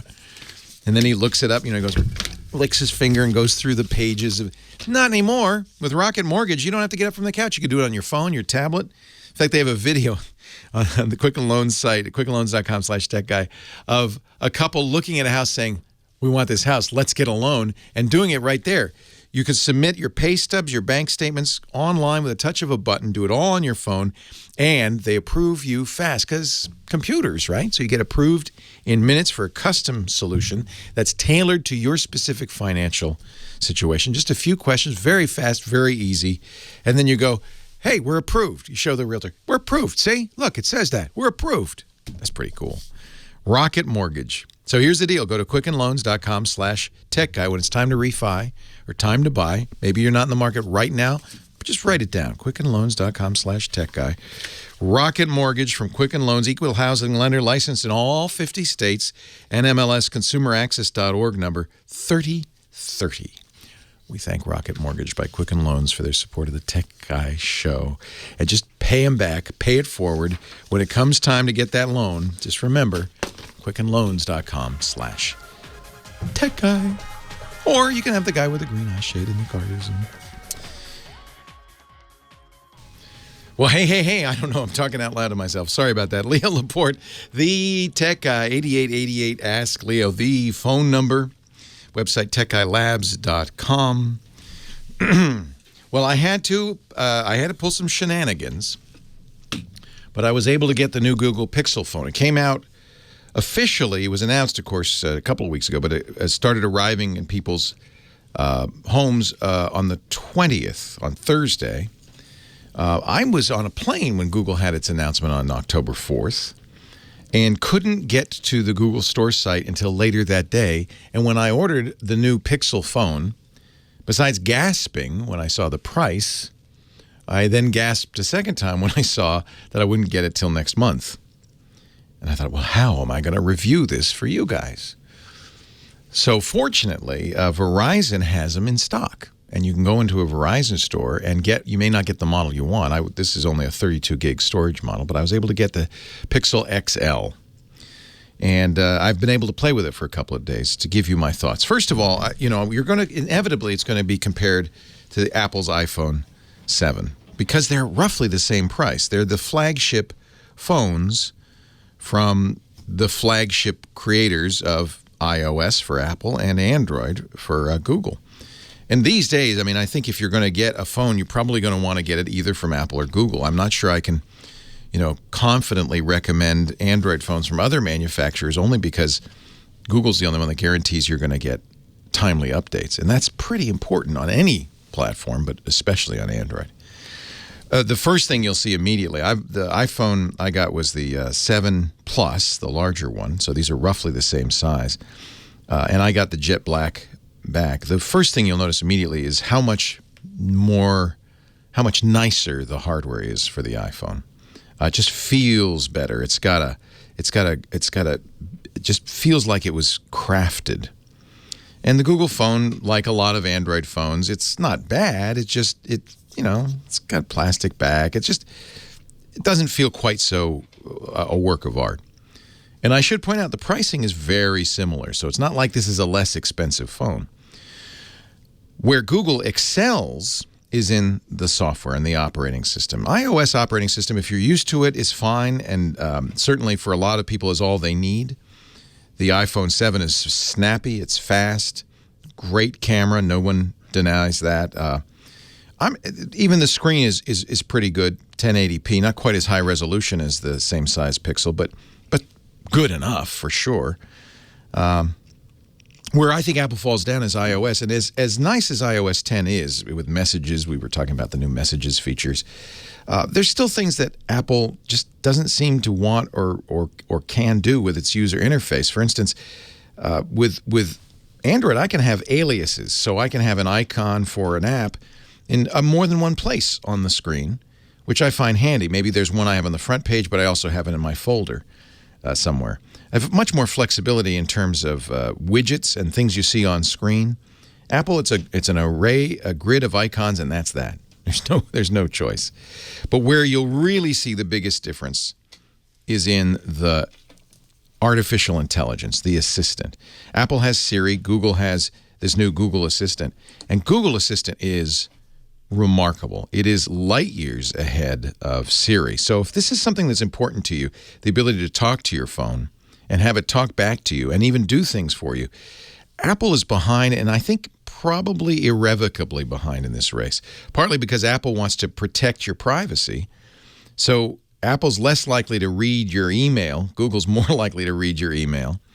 And so Google can tell you things. For instance, I can say to the Google Assistant, when is my trip to Gainesville? And it will show me the information. 1960 from San Francisco to Atlanta leaves at 10:30 p.m. on October 26th. It's talking to me, and it shows me this. I can go even farther. So I'm going to be in Gainesville on Thursday. I can ask it, what's the weather going to be like in Gainesville on Thursday? Thursday, it'll be partly cloudy with a forecasted high of. And by the way, speech recognition on the new Google Assistant is superb. It's almost always perfect, which is surprising, frankly, as Siri has a lot more difficulty in understanding what I'm saying. What are some good restaurants there? Now, notice I didn't say in Gainesville. Let's find you something to eat. I found a few places. But it knew I was talking about Gainesville because of my previous queries. That's very interesting. So I now have a listing of restaurants with stars and ratings. And if the restaurant is on Open Table, I can even make a reservation there. Here, let's try one where a restaurant I know is on Open Table. Make a reservation for tonight at Bistro 29 in Santa Rosa. Actually, here's a result from search. Make a reservation tonight at Bistro 29 in Santa Rosa. Can't pause. Sure, let's make a reservation at Bistro 29 in Santa Rosa with Open Table. How many people in your party? 3 people. And what time do you want to reserve? 6 p.m. It looks like that time isn't available. Would 5:15 p.m. work? This is remarkable. I mean, this thing is actually having a conversation with me. It understands the context, so I can ask it questions that don't have all the information in it. When it comes to artificial intelligence assistance, Android, Google has it in spades. In fact, it's only in the Pixel phone over Siri. So if that's an important feature, that's something you should really consider. On the other hand, if fit and finish, the make, the feel of the phone is important to you, there's just no competition for Apple at all. I feel like even though this is the first phone that Google says we designed it from scratch, we got complete control of the platform. They had HTC make it, but it was all to Google's specs. It's still a very average kind of phone. Now, one thing Google did do right, the camera. And I would say the camera is every bit the equal of iPhone, which is saying quite a lot. In fact, DxOMark, which rates cameras, even ranked it a little bit higher than the iPhone 7. There's one thing the 7 Plus has, though, that I wish the Google camera had. It's got 2 lenses, and so the zoom is phenomenal in the iPhone 7. The ability to zoom in without moving is really a nice feature. Some other phones have that. The LG has it, but the Pixel, alas, does not. Nevertheless, the color rendition, the quality of the image in the Pixel, the speed with which the camera works, that's a big deal.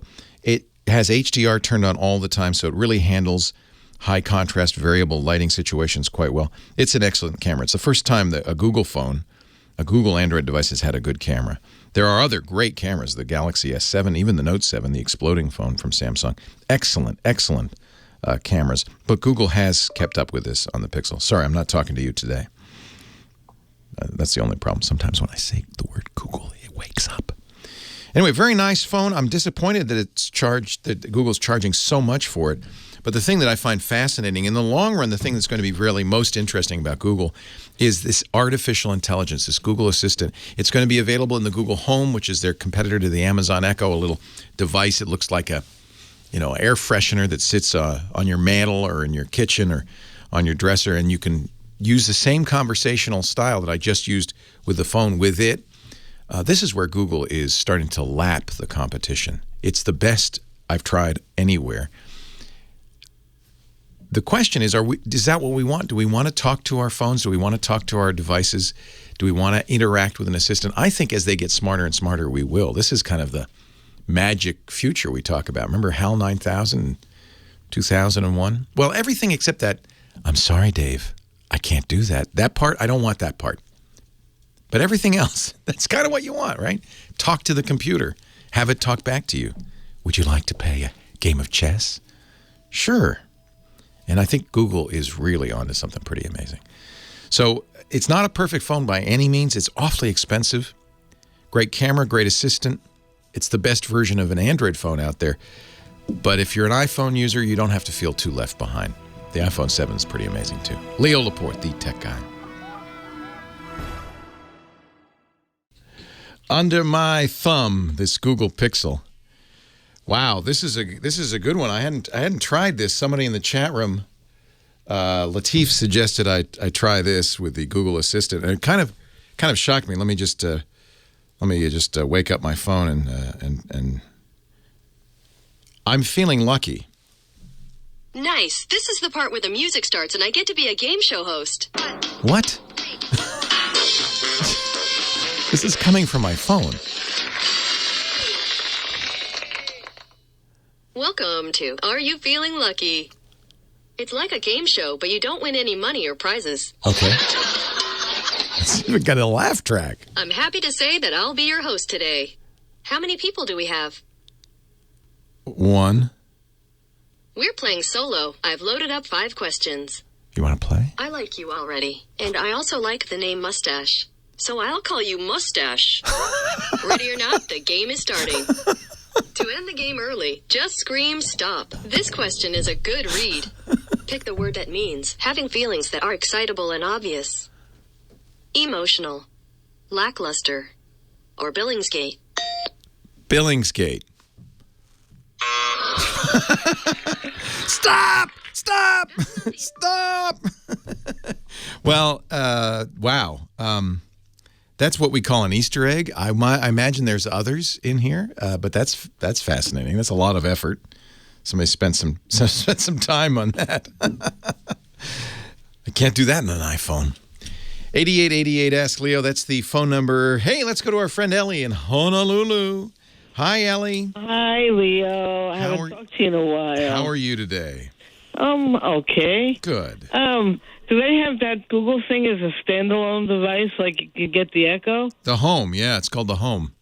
It looks like a Renew air freshener. It's about that size. How much does it cost?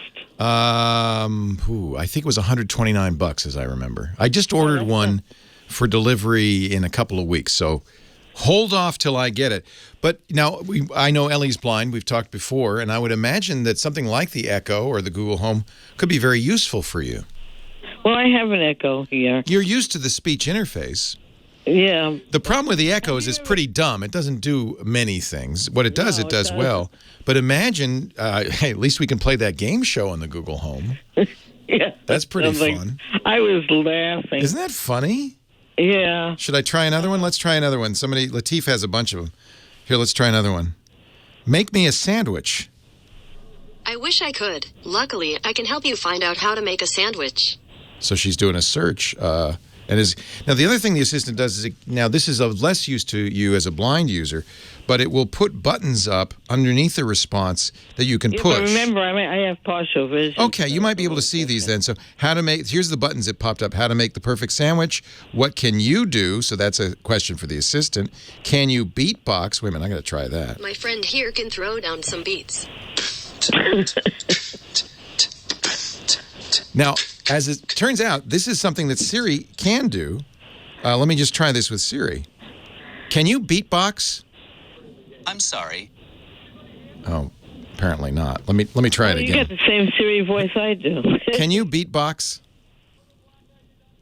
Here's one I've been practicing: boots and cats and boots and cats and boots and cats and boots. Okay, and cats at least in the beatbox realm, I think Google's a big winner. So anyway, Ellie, I think if you like the Echo, and again, you might want to wait till I get one and I can give you my review, but I think that the promise of Google Assistant, and this is, by the way, what Google's announcement on October 4th wasn't about. It seemed to be about a lot of hardware, right? New phone, new VR, but it really wasn't. It was more, and Sundar Pichai at the beginning, the CEO of Google, said this, about how Google's goal is to put Google Assistant everywhere. Right. So that just like the movie Her, with Scarlett Johansson, or 2001, you'll be able to talk to your environment and have it do things for you. And I would think people with low vision or no vision this would be a very exciting prospect for everybody. Yep.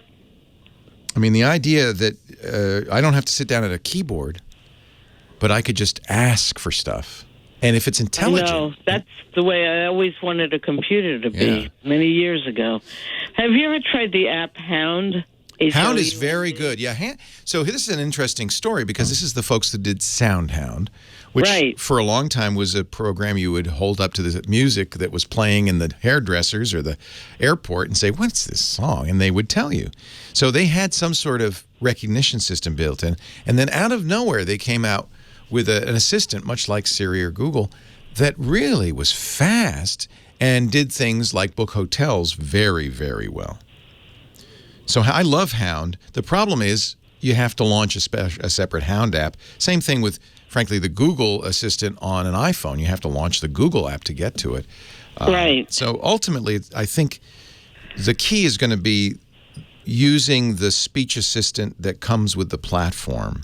That's why, even though, yes, you can use Google's speech with the iPhone, it's a distant second to Siri because Siri's integrated into everything. Similarly, you probably want Apple Music if you're an iPhone user because Siri can control Apple Music, but it can't control Google Music. So, this is all about locking you into a platform from everybody. Google, Microsoft, Apple, all of them want you to be living in that universe. Okay, now speaking of locking in, here's my question. Yes. Time Warner was with Spectrum. Now all of a sudden it's going to be with AT&T. No. So Time Warner sold the cable division to Charter. Maybe in your area they sold it to somebody else. They have to do that because Spectrum. They do that for regulatory reasons. That's not part of the sale. Yeah, that's already been sold off. Oh, so that's a separate division. That's separate. It was called Time Warner, and you had Roadrunner Internet and all of that. That's been sold off. What's being sold to AT&T, and this was announced today for $80 billion, is content. CNN. Oh, so TBS, HBO. Switch the cable channel. It won't change you at all. It won't change anything at all. What it really does is it locks. I mean, what I think that's interesting. I mean, here's a question. Now, if AT&T owns HBO, are they going to say, well, you're going to have to subscribe to Uverse if you want HBO? Wow, that would be bad news. I don't like what's going on with I don't either. It's not good for consumers when companies consolidate. It's often good for business, not always, though. Remember the horrific Time Warner AOL merger that ended poorly for everyone. Yep.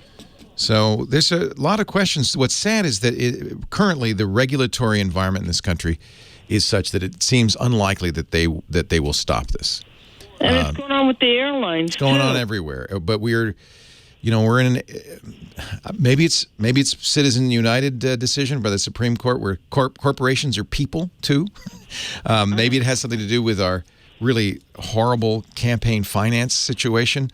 But for whatever reason, these companies are pretty much getting a free hand.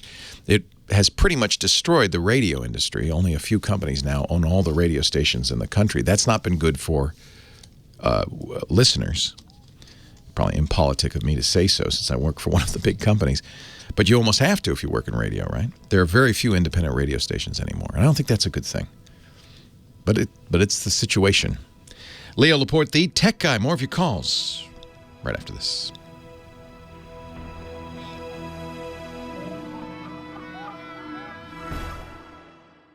Back to the phones we go. Robert in Encinitas, you're next. Hey, Robert. Hi, Leo. How you doing? I'm doing very well, driving up to L.A. Great show. I had a question. I wanted to set up my TV, so I need a sound bar that allows me to play the sound from the DVR, from the TiVo, while playing Xbox. Okay, the sound bar I can help you with, but let me think about this more complicated thing. You want to be playing a game on the Xbox, but you want to be listening to your TV? Yes. That's going to take some fancy dancing. You're going to... I can do it with an amplifier, right? Yeah, you could do it with a mixer. So Yeah. that's what this is called, is mixing, right? And if you think about it, that's the perfect name for it. You're mixing the audio output of your TV with the audio output of your game. Do you not want to hear the game at all? No, I don't need to hear the game at all. You don't need to hear the explosions and people screaming and all that. See, here's the problem. When you play the game, the HDMI connection from the game is audio plus video. It's muxed together and goes into your TV. So what you're going to need to do... this is a little tricky. I mean, that's what a mixer does. It's the whole point of a mixer is to mix audio signals. And in this case, you wouldn't be mixing them together. You'd be just replacing the Xbox audio with TV audio. I'm gonna have to think about how doing this. Yamaha amplifier, but that doesn't fit in the new living room anymore. So I'm looking for a sound bar where I can choose. Well, most AV receivers, which include amplifiers, won't let you split the audio and the video. In other words, you can't really tell the receiver, okay, I want to hear the audio from this input, but I want to see the video from that input. That I don't know of a way to do that. Maybe the chat room. I'm just thinking in the chat room. So Parker in Australia says, well, if you take the output of... no, that doesn't make sense. He's saying take the output of the TV through an amp. What you really need to do is separate... And actually, the Xbox, as I remember, has separate audio output, right? Yeah, you can do this. Now, I just realized how to do this. I would guess. So here's the deal: you're gonna be watching the TiVo. You're gonna be getting the TV audio. That's not gonna work. If your TiVo has an audio out, you can route that to a separate channel. Start playing your video game. Then tell your receiver, okay, I'm watching the video game, but now take the audio from my TiVo. What you hope, and I think some receivers will be smart enough not to switch the video as well. That's what you need. You need to be able to switch the audio without switching the video. But it would have to be a receiver. I don't get that in a sound bar. No, not by itself. Yeah. Unfortunately, Well, maybe some soundbars have select. The problem is I can't guarantee this will work because normally a soundbar is going to say, well, if he's getting video from this source, he wants its audio. And even if you said, no, give me the audio from that source, the question is, do they then cut the video?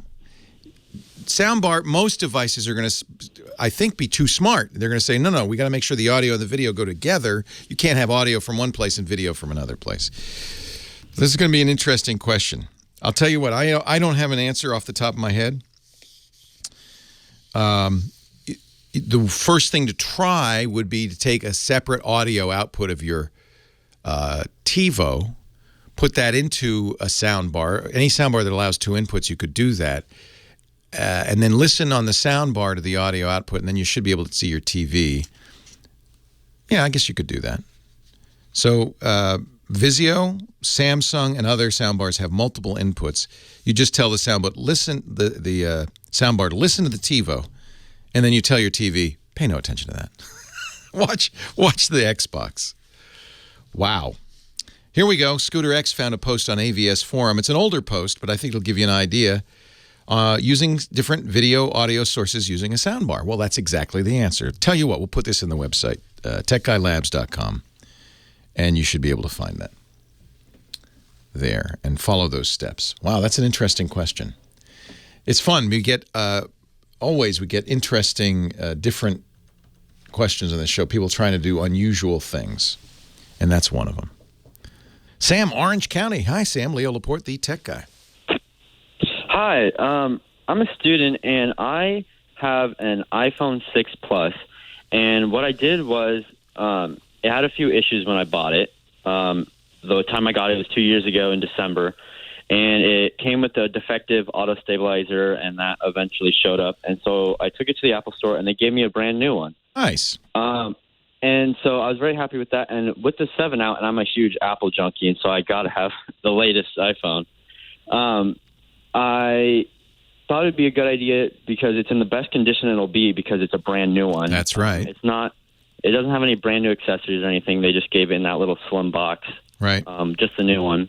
And so someone suggested going to Best Buy and selling it, but that turns out they only give about $230 for it, even though it's brand new. You shop around. Apple also will buy back old phones. There's our sponsor, Gazelle, GAZELLE.com, will give you a quote. You can at least see if it's a good price. And, you know, you almost always will get the most money if you sell it yourself on eBay. But, of course, that's a lot of labor. Yeah. Right? So it's a question, and it's life, isn't it? If you're willing to put more work into it, you can get more money out of it. If you just want to make it easy, you just trade it in. By the way, it's the same if you're selling a car, right? If you go to the dealer to buy a new car and trade in your old car, you're not going to get nearly the money you're going to get if you put an ad in the Auto Trader and sell it yourself. But you got to put up with calls and meeting people and, you know. So almost everybody will buy back iPhones. The value on an iPhone is very high. So I would check with Apple because they will do it as well. Your carrier will do it. Best Buy will do it. You know, whoever your phone company is, Verizon or whoever, they'll do it.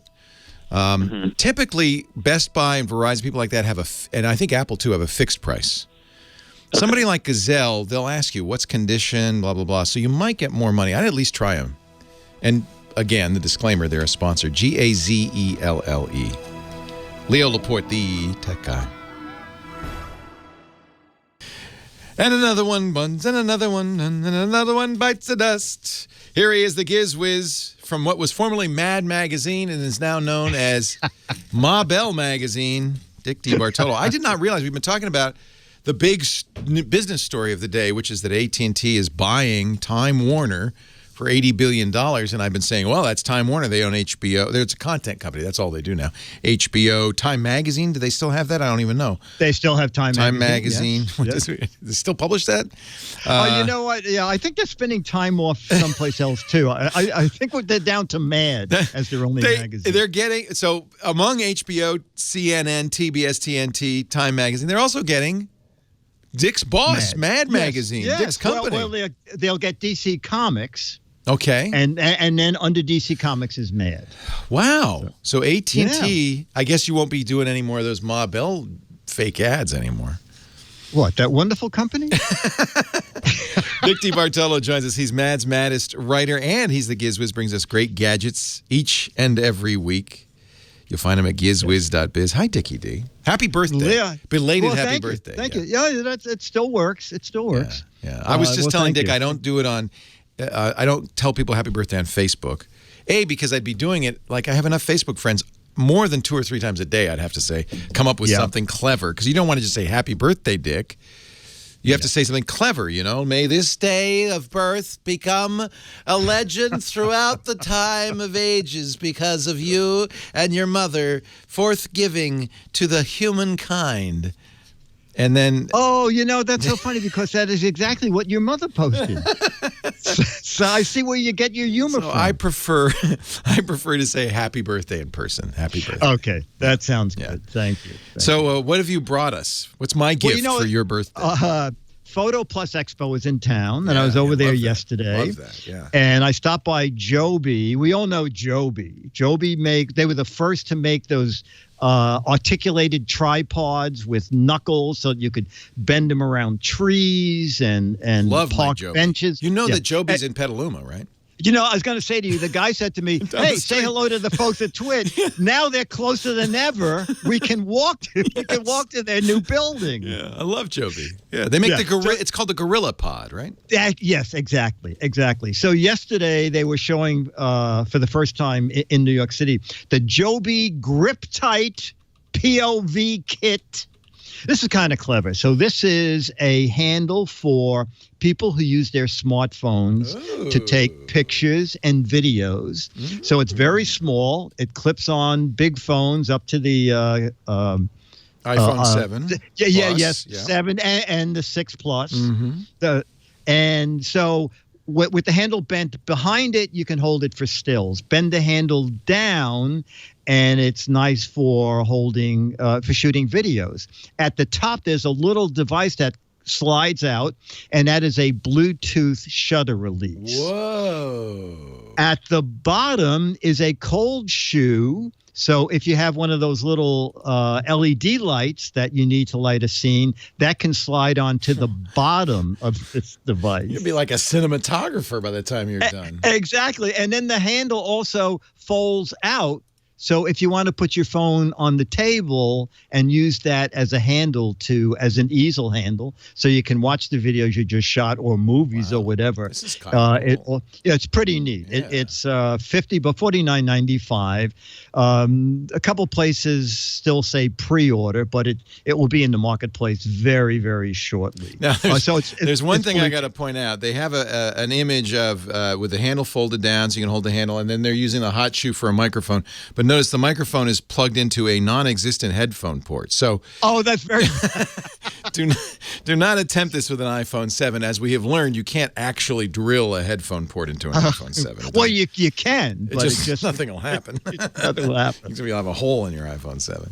Exactly. Nice. And then finally, there's a screw that you take out, and when you take the screw out, it matches up with a lot of the GoPro accessories. Oh, nice. So you can actually put it on. Wow, this is great. Yeah, it's they're very clever. It does a lot of unique things. And as I said, $49.95 coming soon and maybe in some stores. The Joby Grip Tight POV kit. What are these? Okay. You and I have a pet peeve about long names, but that actually describes. Oh, yes, we do. It describes the product. So I guess that's okay. But on Amazon, it'll say Joby Grip Tight POV kit with Bluetooth detachable. Yeah, exactly. Shutter. Right. This is nice. I like this. That would be that's a handy dandy little gizmo. It is. He ain't the GizWiz for nothing. If you have time, what did you say about your car? You said you were going to tell me on the show. Oh, yeah. So I have a Tesla, as you know, and I was very proud of buying my Tesla. I took a delivery just a couple of months ago. And on Wednesday, Elon Musk made it obsolete by announcing that going forward, any Tesla from Wednesday forward, like if you bought one today, I have one camera in mine, 8 cameras, will have ultrasound all the way around it, radar detection, and will be ready once they update the software to be totally autonomous. And they showed a video of a car driving a guy to work. They talked about how if I had a heart attack, I'd take an aspirin and get in the car and say, take me to the hospital, and it would do the whole thing by itself with me passed out. Wow. Well, you have more than 8 cameras at home. Just I just glue them to the bumper. Just say, I got them. I got 10 cameras. Glue them to the bumper. So what do you have? You have that new one with 8 cameras? I got 10. I got 10. They don't do anything. But actually, neither do the cameras in the new Teslas yet. So there you go. Yeah. There you go. Hey, Dickie D is at gizwiz.biz. That's his website. And if you go there, you can see everything about the gadgets he brings, not only to this show, but to World News Now and all the other shows he appears on. You can click the button that says The Giz Wiz Visits the Tech Guy for the link for that Joby device. But you can also click the What the Heck Is It button and play Dick's little game. This little game, I guess you're going to get through the end of the month, up through Halloween. Yeah, exactly. Identify this picture of a gadget. If you figure out what the gadget really is, you can possibly win an autographed copy of Mad Magazine featuring Alfred E. Newman in a straitjacket. Actually, as Uncle Sam in a straitjacket. Yes. Very apropos for what's going on. Yeah, and there's 24 Mad Magazines for the wrong answer. So get the answer wrong, and you've got a better chance of winning. But make sure it's clever. Anyway, all the details at gizwiz.biz, and don't forget Dick's great podcast, The Giz Wiz, and that's at gizwiz.tv. Perfect. Happy birthday! Always a pleasure to see you, my friend. All right, I'll be back, and I'll wish you a happy birthday. Yeah, in person in a month. soon. Yeah, in a month. In a month. But yeah. Okay, but I'll see you I'm next a little week. worried because my wife said, "Don't be mad at me." Uh-oh. And I said, "What?" And then she took out her phone and she started recording a video. She said, "You promise you won't be mad at me?" And she said, "I just want it on video." I said, "For what?" She said, "I'm not going to tell you." So now I'm worried. I would be. I promised I wouldn't be mad at her, but now I might have to break my promise. I think so. Thank you, Dickie D. We'll see okay, you buddy. soon. Take care. Take care, my See friend. Secret guy in the chat room saying, well, what did Leo's wife do? I don't know. That's the problem. She's making me promise not to be mad even before I know what I'm going to be mad about. That, to me, that doesn't bode well, does it? Hey, thank you all for being here. Always fun, always a pleasure. I'll be back soon. I hope you will too. Don't forget the website, techguylabs.com. Thanks to Heather Hammond, our phone ranger, for bringing us all these great phone calls. To Michael, our musical director. Thanks most importantly to you. We'll see you next time. Have a great Geek Week. Well, that's it for the Tech Guy Show for today. Thank you so much for being here. And don't forget, it's just the tip of the iceberg. We do nearly 30 shows on the Netcast network. It's called TWIT, T-W-I-T. It stands for This Week in Tech, and you'll find it at twit.tv, including the podcasts for this show. We talk about Windows on Windows Weekly, Macintosh on Mac Break Weekly, iPads, iPhones, Apple Watches on iOS Today, security on Security Now. I mean, I can go on and on and on. You even get your daily dose of tech news with Tech News Today. And, of course, the big show every Sunday afternoon, This Week in Tech. You'll find it all at twit.tv. And I'll be back next week with another great Tech Guys show. Thanks for joining me. We'll see you next time.